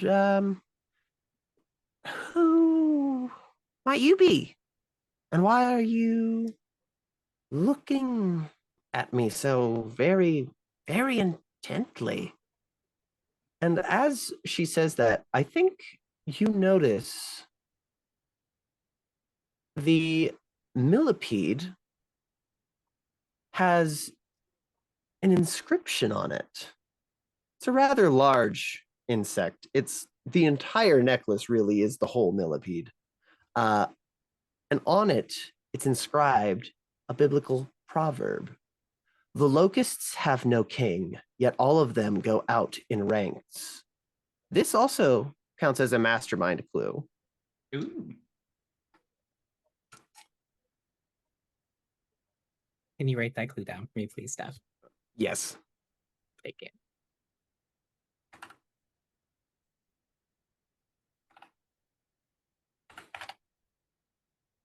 Proverb. Fossilized millipede. No, not Mikupede. Almost. And a beetle. All right. And as she approaches, your complication is going to be I think. No, let's set the scene a little bit. She approaches and she asks what you're doing while you're watching her so intently. Uh, yes. Oh, my name is Neve, and you're the most interesting person on the docks. Oh, she kind of her eyebrows raise a little bit and a faint blush appears on her face and she says, "Well, thank you very much. Um, I just saw a ledger thing being added to the mastermind clues. That is not one that has been given yet. That was Oh, the mock I thing was history of the mastermind. oh, I see. Got it. Uh, no worries. All right. Anyhow, she says, why, thank you. Are you sure you're talking about the correct person? I mean, quite frankly, a lot of other people you could be watching that are up to far more interesting things than I. You have bugs as jewelry. That I do. What does it mean? Oh, this is an ancient millipede fossil. Actually, I got it while studying and when I went to the Amazon for a little while to perfect my uh, entomological craft, as it were, and well, found this old thing. Decided I could spruce it up a little bit, put some varnish on, and doll it up and wear it around. I think it's quite nice. Oh, yes. What does the inscription mean? The inscription. Oh, hmm. That's interesting. This wasn't here before. Someone must have done this.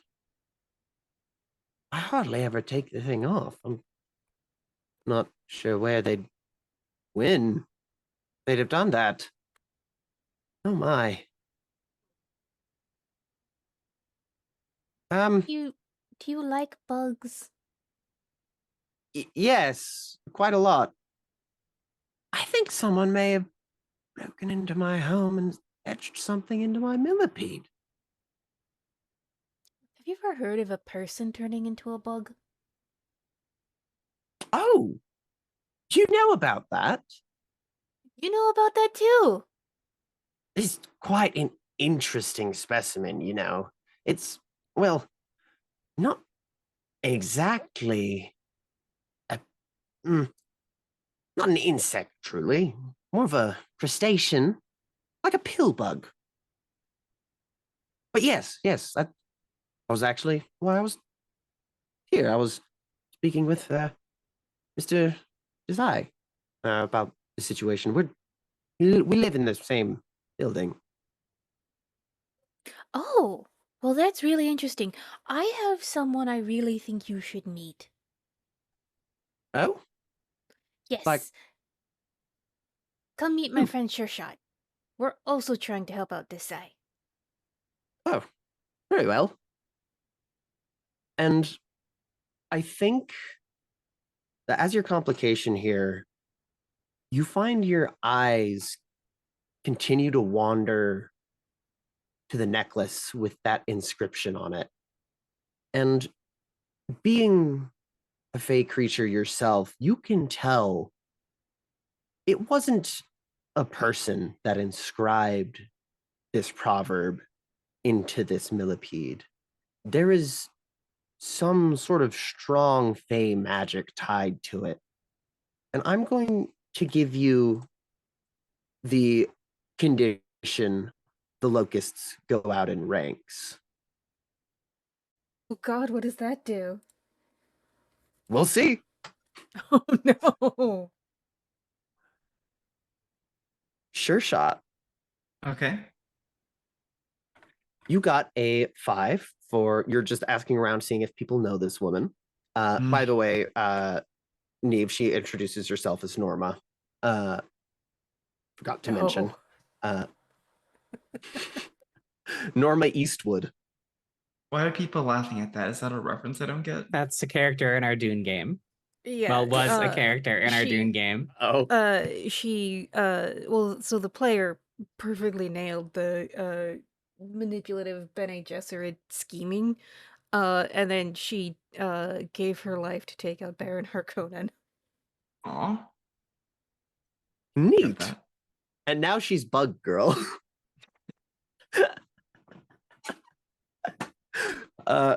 Yeah. I think you're asking around and you find no one seems to really be paying you much mind. And you're not quite sure why that is until out of the corner of your eye, you spot the corpse with the pig head staring at you again. Time around you appears almost to freeze. Mock walks toward you. Dear. Hello again, little pig. Have you thought all about my offer? Wouldn't I like to live succulently? I think I have a pleasant enough life as is, and a promise a far more interesting one than anything you can offer. That's rich coming from you, Sir Dashing. You'll be a beast yet soon. A beast lesser than me, even. Oh no, far greater. Yeah, you might think as much. But What you'd makes you be think you wrong. know me? I don't need to.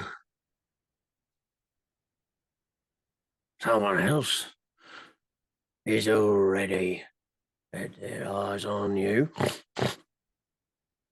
Their eyes on you and the rest of the motley crew. Think I'll maybe help them out a little. Seeing as you won't come willingly at all. We'll be seeing each other again soon enough, I'm sure. They won't let you speak of this, though. Don't worry. You blink, the corpse is gone. You haven't moved at all, neither have any of the people around you. It's as if you were lost in a trance for a mere moment. And you try to speak out, but you can't. Interesting. As Mock left your vision, you heard him muttering something.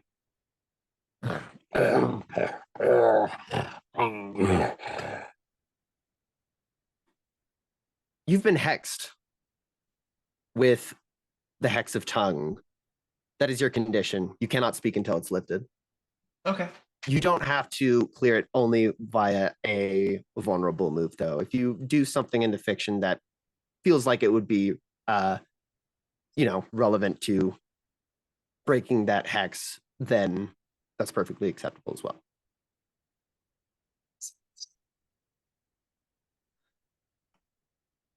Unless Okay. you want to mark a mask, of course.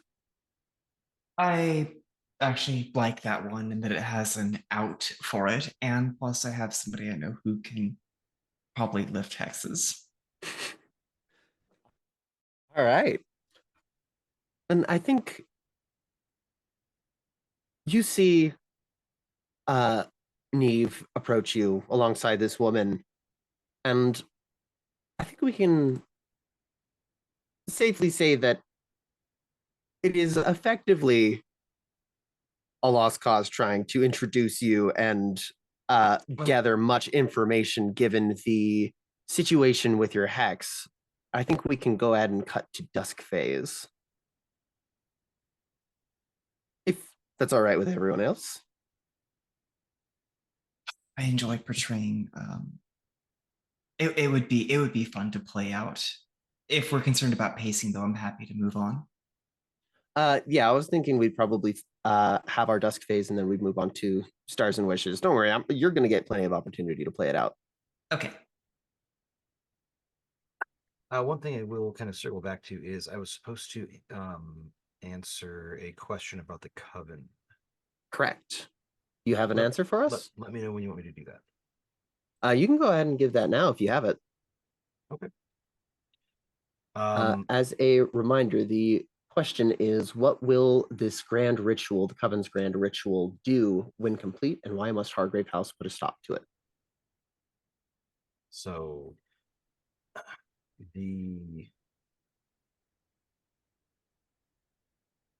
not to get into too much detail, I don't want to reveal too much about what I have thought here for the coven itself, but essentially the ritual is going to give Hargrave House, or not Hargrave House, going to give the coven leverage over and potentially going as far as control of the various supernatural entities that Call has previously been introduced to, let's say, as well as any mortals that Call has been introduced to. The mortals are not so much obviously it's a problem, but it's not so much a concern on a larger scale.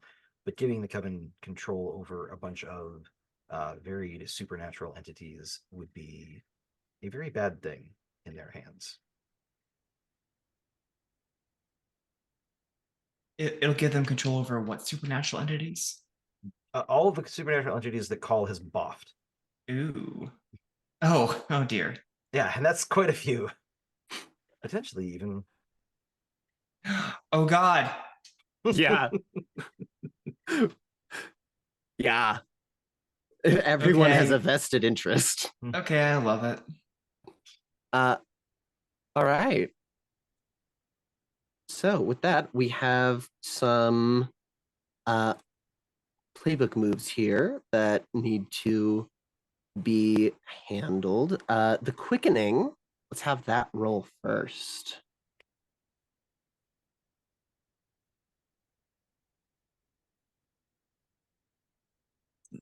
Other than a feeling. Okay. I get oh my God, I lost my chart. Okay, that's a 10. Excellent.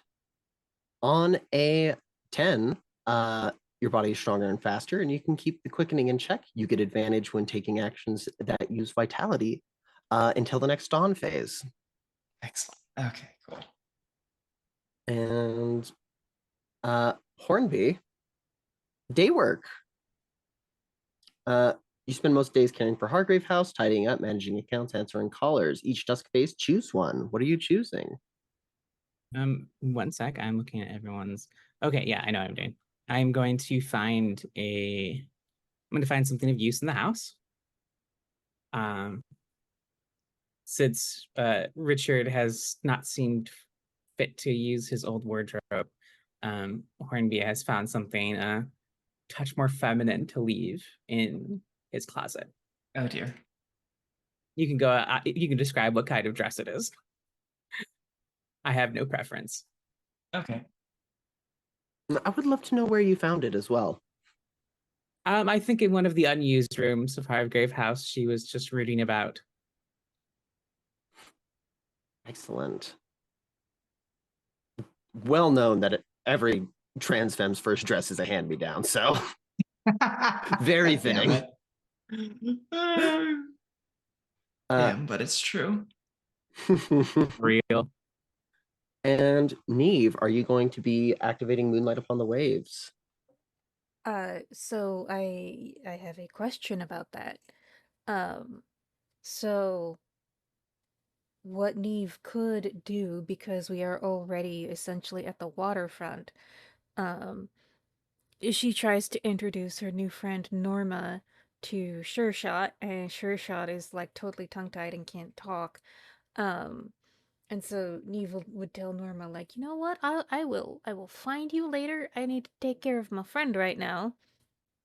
Um, and so essentially Neve would take Sure Shot for a swim the way she did for Call. Because one of the boons is clearing a physical condition. So could I essentially do that to, like, okay, you need a nice relaxing swim, let's go. I think the general idea of the move is that you would clear the condition. However, I like this. I think Okay. if you are willing to use both of your boons, you can clear his condition. Her condition, Sure. their condition. All right. Yeah, and then for the complication, let's attract the attention of a danger. All right.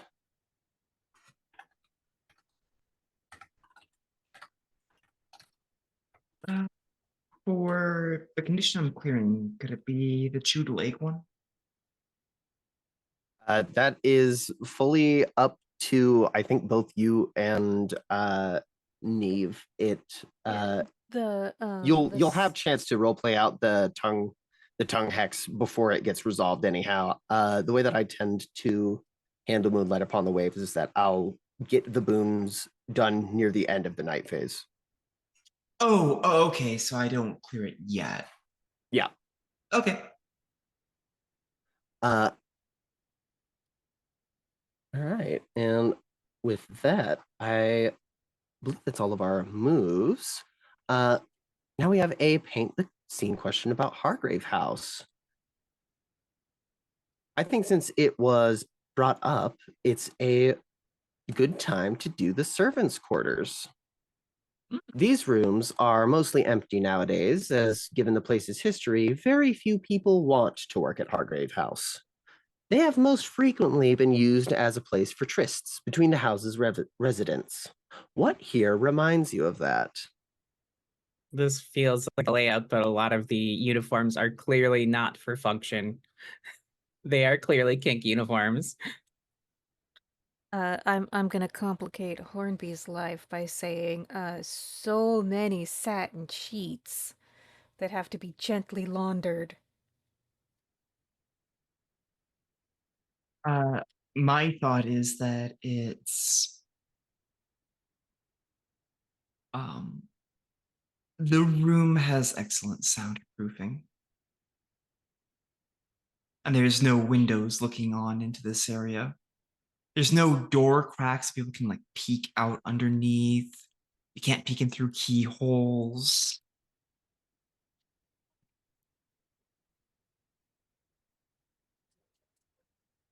Um,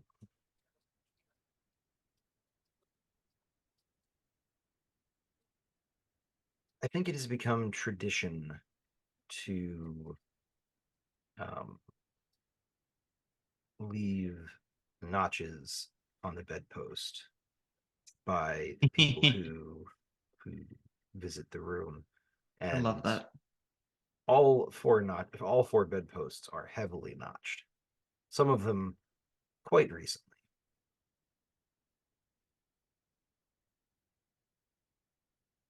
Love that. Here I thought the room with the cuckshays was the horniest. It turns out it's the servant quarters. Oh, yeah. This person visiting, not realizing what's going on, they're just like, wow, Hargrave House must have had a lot of servants. All right. Yeah, we really tear through Do them. you all want to try answering a question? You can answer one of the Figs Pigs questions. You have two clues. You can answer or attempt to answer the beetle, though you would be at a -4. And I don't think you have enough clues yet to attempt the coven. No, we only have two. I'm fine with not answering any of this dusk phase. Yeah. I'd like to get more clues personally. Okay. That too. All right. I'm cool with And that. Call's just along for the ride. Zzz. yeah. Hornby, you have a couple of masks. Do you want to narrate any or both of them? I'll do both of them. Why not?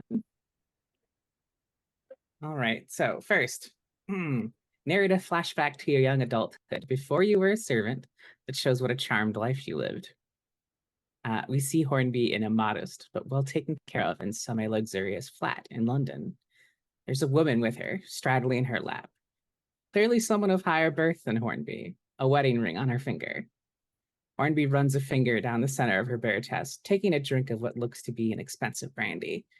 She grabs the back of her head and pulls her into a kiss, mixing brandy and saliva in the process, and then she pulls away. Hornby lies and tells her how special she is, even though she knows she'll never see this one after tonight.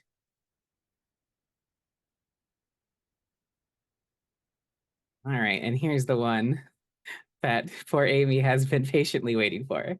Near a flashback to the event that eventually forced you into servitude. It was supposed to be an easy job, a spoiled rich American, letters of recommendations of servants, a household to plunder. It was anything but. The first 2 nights went as planned, but not the third. Richard was faster, stronger, and more uninhibited than she had ever seen him. He'd caught her lifting some expensive items in his bedroom. He seized her wrist and throat and pinned her against the wall. It was exhilarating and terrifying. Richard interrogated her, but she refused to give anything until he threatened the others, and she folded, swearing servitude if the others were left on leave unscathed and unaccosted by the police, or the creature in front of her. She wanted to save her co-conspirators, her family, but more importantly, she needed to be near the next time that red look took over Richard's eyes. I love that. Oh, so good. Hell yeah. That was worth waiting. Excellent. And with that, I will introduce the unseen. During this night phase that'll be coming up next week, we will be doing the tarot card reading of Miss Lydia Wainwright. It is on the first row. We'll go over it in more detail when it comes up. So as for now, let's go ahead and go to our outro. My lovely players, if you'd please once again let us know who you are, who you played, as well as any socials or other things you'd like to plug, and then give us your stars and wishes. Amy here, she, her pronouns, played Richard Dick Dashing, aka Ricky, aka Sure Shot. You will see me back here on Tuesday running Community Spirits, a game of ghosts versus gentrification. If you've ever wanted to see what it's like to actually play Wraith 20th anniversary, this is your chance. Stars and wishes. Star obviously for Aaron for that scene at the end. That was again worth the wait. That was a beautiful moment. Uh, Star for Rachel, just the gentle handling of my character. That moment at the bathhouse, talking about your past with humans and what you've seen from other Selkies, and the off the cuff thing you came out with for what you'd seen, bringing back to a character you had before. That was just delightful. And sorry for Ben for I really liked Call's approach with Hornby about uh both them having master dashing, as you both kept calling them. I thought it was, cute to see that he was that, like aware of Hornby's affections, and also that willing to share. And then the two of them spending time together, then you just might make Dashing jealous. And Oh it's no, about to be Call's night master phase. plan. What? Make the two of them realize exactly how deeply they feel for each other? No, that couldn't possibly be on his What? agenda. You manipulator. Love it. Steph, my star goes to you for the portrayal of pronounce the pig god's name again, please. Malk. Mok. I love Mok. Mok is such a, you know, like the sounds they make, the way they talk, unsettlingly fey. I loved every little bit of it. Whenever he was in the room, it really did feel like time stopped, and that was the only other character there. Thank you. Uh, my wish, and I actually do mean this sincerely.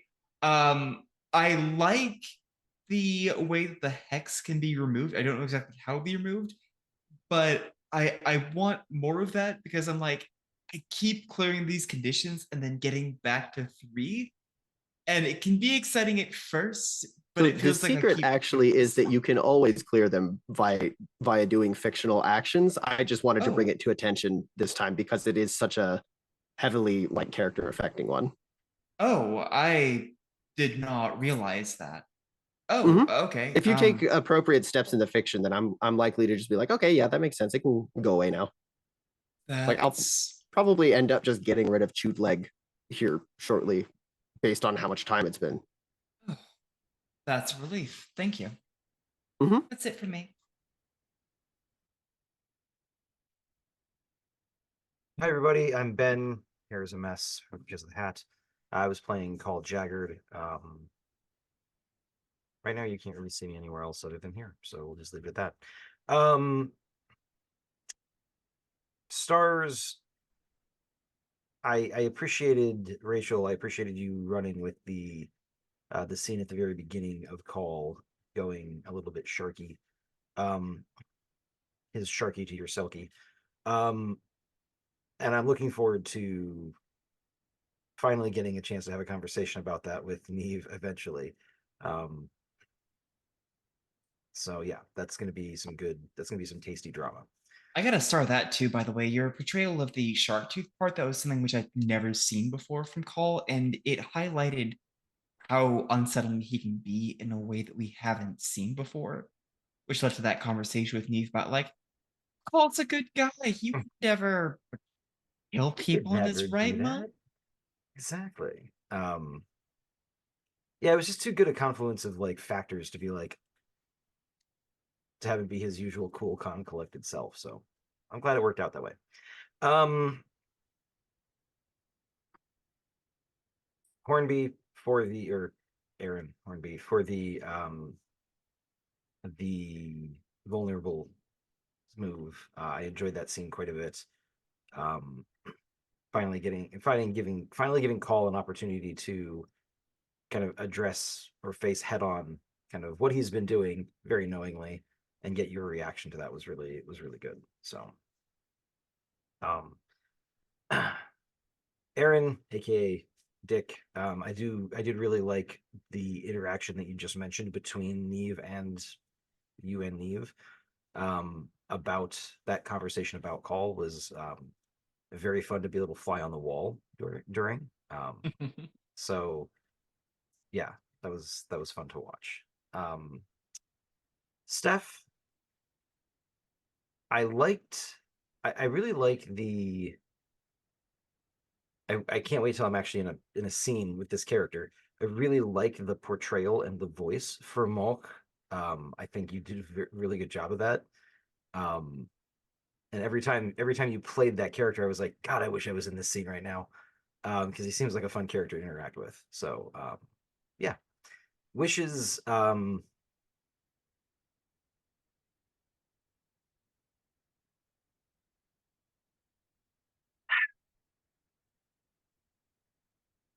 I can't think of anything, honestly. I'm pretty happy with the way everything's going. So thank you all very much for being here. I'm muted. Ha ha ha ha. Hello, I'm Aaron. Pronouns she, they, Faye. You can find me pretty much everywhere as Greg Cthulhu. This evening I played the Factotum Hornby, pronouns she, her. Let's see, you can next see me tomorrow. We're doing our Q&A / rap party for Doom. Which, come literally ask us anything. Just please don't ask about expired condiments in the fridge. Let it die. Let it die. So cursed. I mean, we know someone is gonna ask if spice has an expiration date, but that's Eric's problem. Yeah, that is fully Eric's problem. That is not my problem.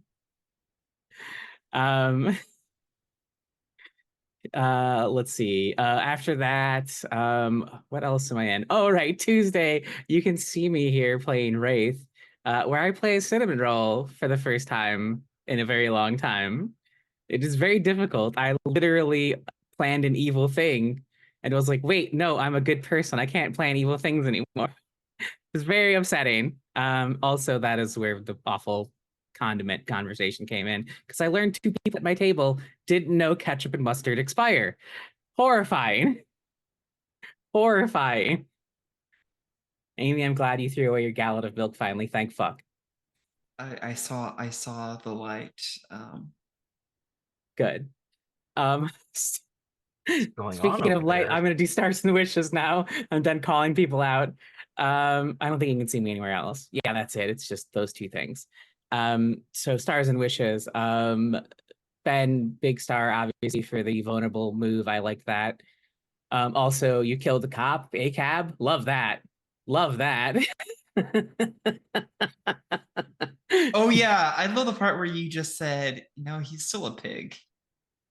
So good. I had to look up when that phrase was first kind of like commonly used to refer to police officers, and it was like the 1760s or something like that. So Wow. I assumed that was an anachronism. So did I. When I first thought of it, and I was like, oh wait, let me look it up real quick. Nope, 1760. I think I'm good. So turns out the cops have always sucked. Go figure. For Amy, I loved your kind of, how to put this, the big egg vibes from the public bath scene was very good. Also the I don't like these clothes anymore, and I don't know why. Um, Thank as you. as someone who has just officially unbuoyed their closet finally, I got a bunch of hand-me-down black milk from my tattoo artist. So, Oh, that's a good brand. Thank you. Yes, it is a very good brand. They actually have a. No, I'm not gonna get into it. We need star wishes. Yes, I look forward to Richard's their pronouns and the name changing in the notes soon. I I also enjoyed that you used the maid costume to try to save yourself from mock. That was very funny. Okay. It went bad. It went poorly, but you tried. You know, it's important. For Rachel, I liked seeing the naivete about the people she works with in full force of like, is Call a bad person? It's like, yeah, we're all kind of bad people, actually. I mean, Hornby was kind of the worst of the bunch, I think, and Call has stepped up. I am enjoying playing my little cinnamon roll against everybody else. I also enjoyed the Aurora name drop because I also know who that character is. Yes. For Steph, I'm going to parrot what other people have said. The mock portrayal was great. The pig noises were great.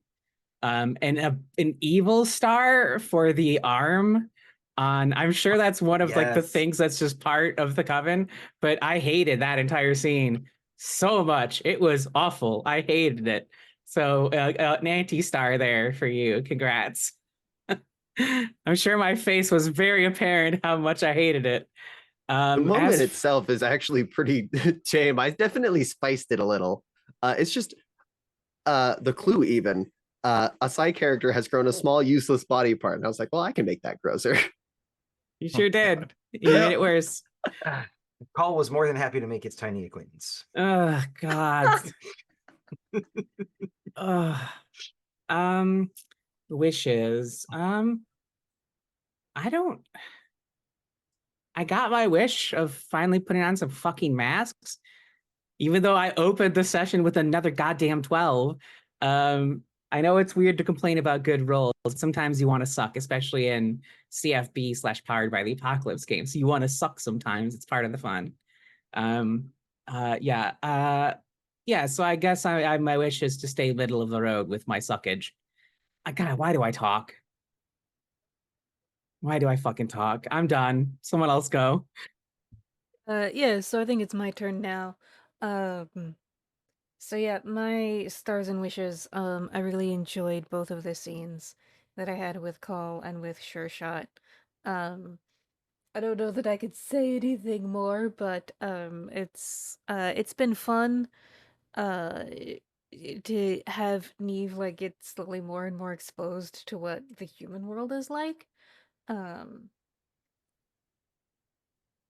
yeah, so those are both really, really cool. Um,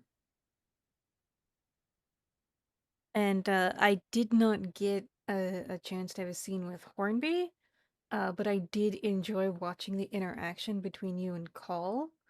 And I'm looking forward to seeing where that goes, and Neve having her own interaction with Hornby soon. Um, I also do eventually want to have a conversation with Sure Shot about like, oh, let's compare our different experiences of being shapeshifters.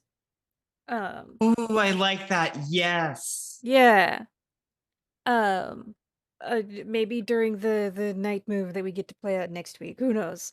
Um, but yeah, those are my wishes. Those are my stars. I am Stolen Fires pretty much everywhere on social media, mostly Blue Sky. Please come join Blue Sky. They opened it up, and the faster it grows, the faster Twitter dies, which it needs to.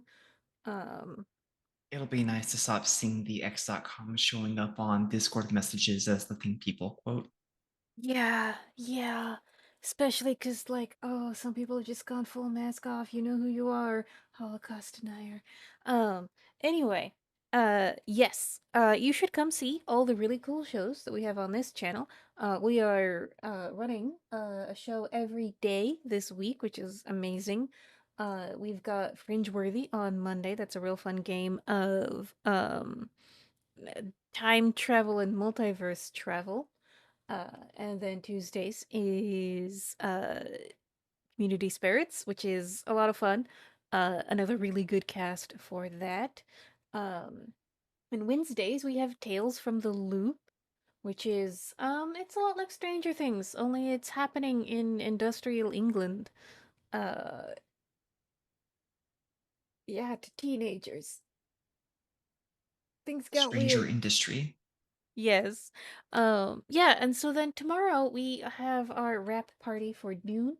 So, come swing by, ask questions about the characters, about the plot, about the story, or I don't know, about expired ketchup, or just hang out and earn points that you can use to spend on malevolence and benevolence. Open with what's the most expired thing you've ever had?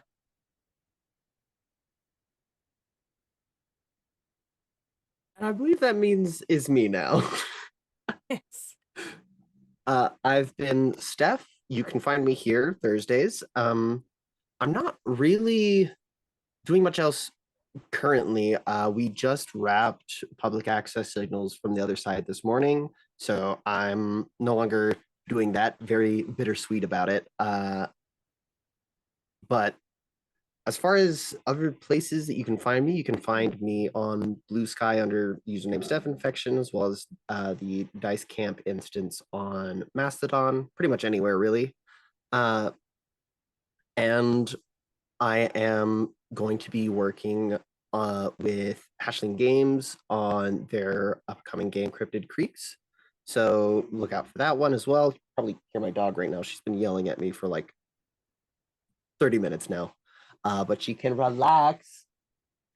Anyways, uh, that's about it for all my personal stuff. As far as stars and wishes go, I absolutely loved all of the drama and interpersonal shit that we got up to in this session. It felt like a really big and like cohesive session for getting a lot of character information and a bunch of character interaction in between you two, not you two, but between all of you, and getting just a lot more interwoven within each other's storylines, which I really adored. I love seeing it when that starts to come together even more so than it already has been. In specific, I really enjoyed the entire that night phase with Moonlight Upon the Waves with both Call and Neve. I think that was a really interesting way of doing that. I haven't really thought about what it might look like for someone else to join the Selkie during that move. So it was very entertaining to do, and as well as to balance the mechanical aspect of it, where in my mind, the way that Moonlight Upon the Waves works is that that is the move that the Selkie does for the night phase, and they get the boons and the complication for it. And then the rest of it is pretty much like it's role play up to those points and to getting those moments. And then eventually, if the complication's a danger, then it might lead to more to other roles. But for the most part, that is the big role that they get, at least in my reading of the move. So it was very interesting to work that in with another hunter and having them make moves as you were still doing that and making it not feel like one of you was getting more spotlight than the other. I found it to be a very fun and interesting challenge, and I think I like to think that I pulled it off pretty well. But in general, you two did really great with that, and I absolutely adored all of the scenes that you had, but especially the one where Call went ape shit. Uh, who doesn't love it when you're just sick of being nice? Uh, for Amy and Aaron, I absolutely loved the. I also loved your night phases a lot. Um, Getting to play mock was a lot of fun. I absolutely adored being weird, freaky little fucked up guys. Uh, and mock is definitely that. Uh, I also really enjoyed the ways that you both interacted with seeing him and with like basically literally coming face to face with a god. Seeing what each of your characters did was incredibly interesting, and I think it gave us a lot of information about them as characters and who they are. Like, you know, when face to face with divinity, Sure Shot gets very intimidated. That's reasonable. When face to face with divinity, Hornby gets very mad. Also very reasonable. uh, which is very, I just think it's super neat. I really loved all of those scenes. As far as wishes go, I'm excited to see the resolution of the Limehouse Lurker. And I'm also excited to see more of the Coven. I haven't really seen a lot of the Coven in play as far as like actual plays and stuff like that go. So I'm excited to get really into the weeds with that, as well as to see how I'm able to handle if and when they being the Coven themselves start changing physically and narratively due to Call's Masks of the Past. So I'm excited to kind of get to improv on that level as well. I'm gonna have to start donning some of those. But yeah, I think that's about everything for me. Are there any last minute stars and wishes? Then in that case, I believe that'll do it for us this week. Thank you all so very much for joining, and I hope to see you again next week. Bye, Bye, everybody. everyone. Bye, everyone.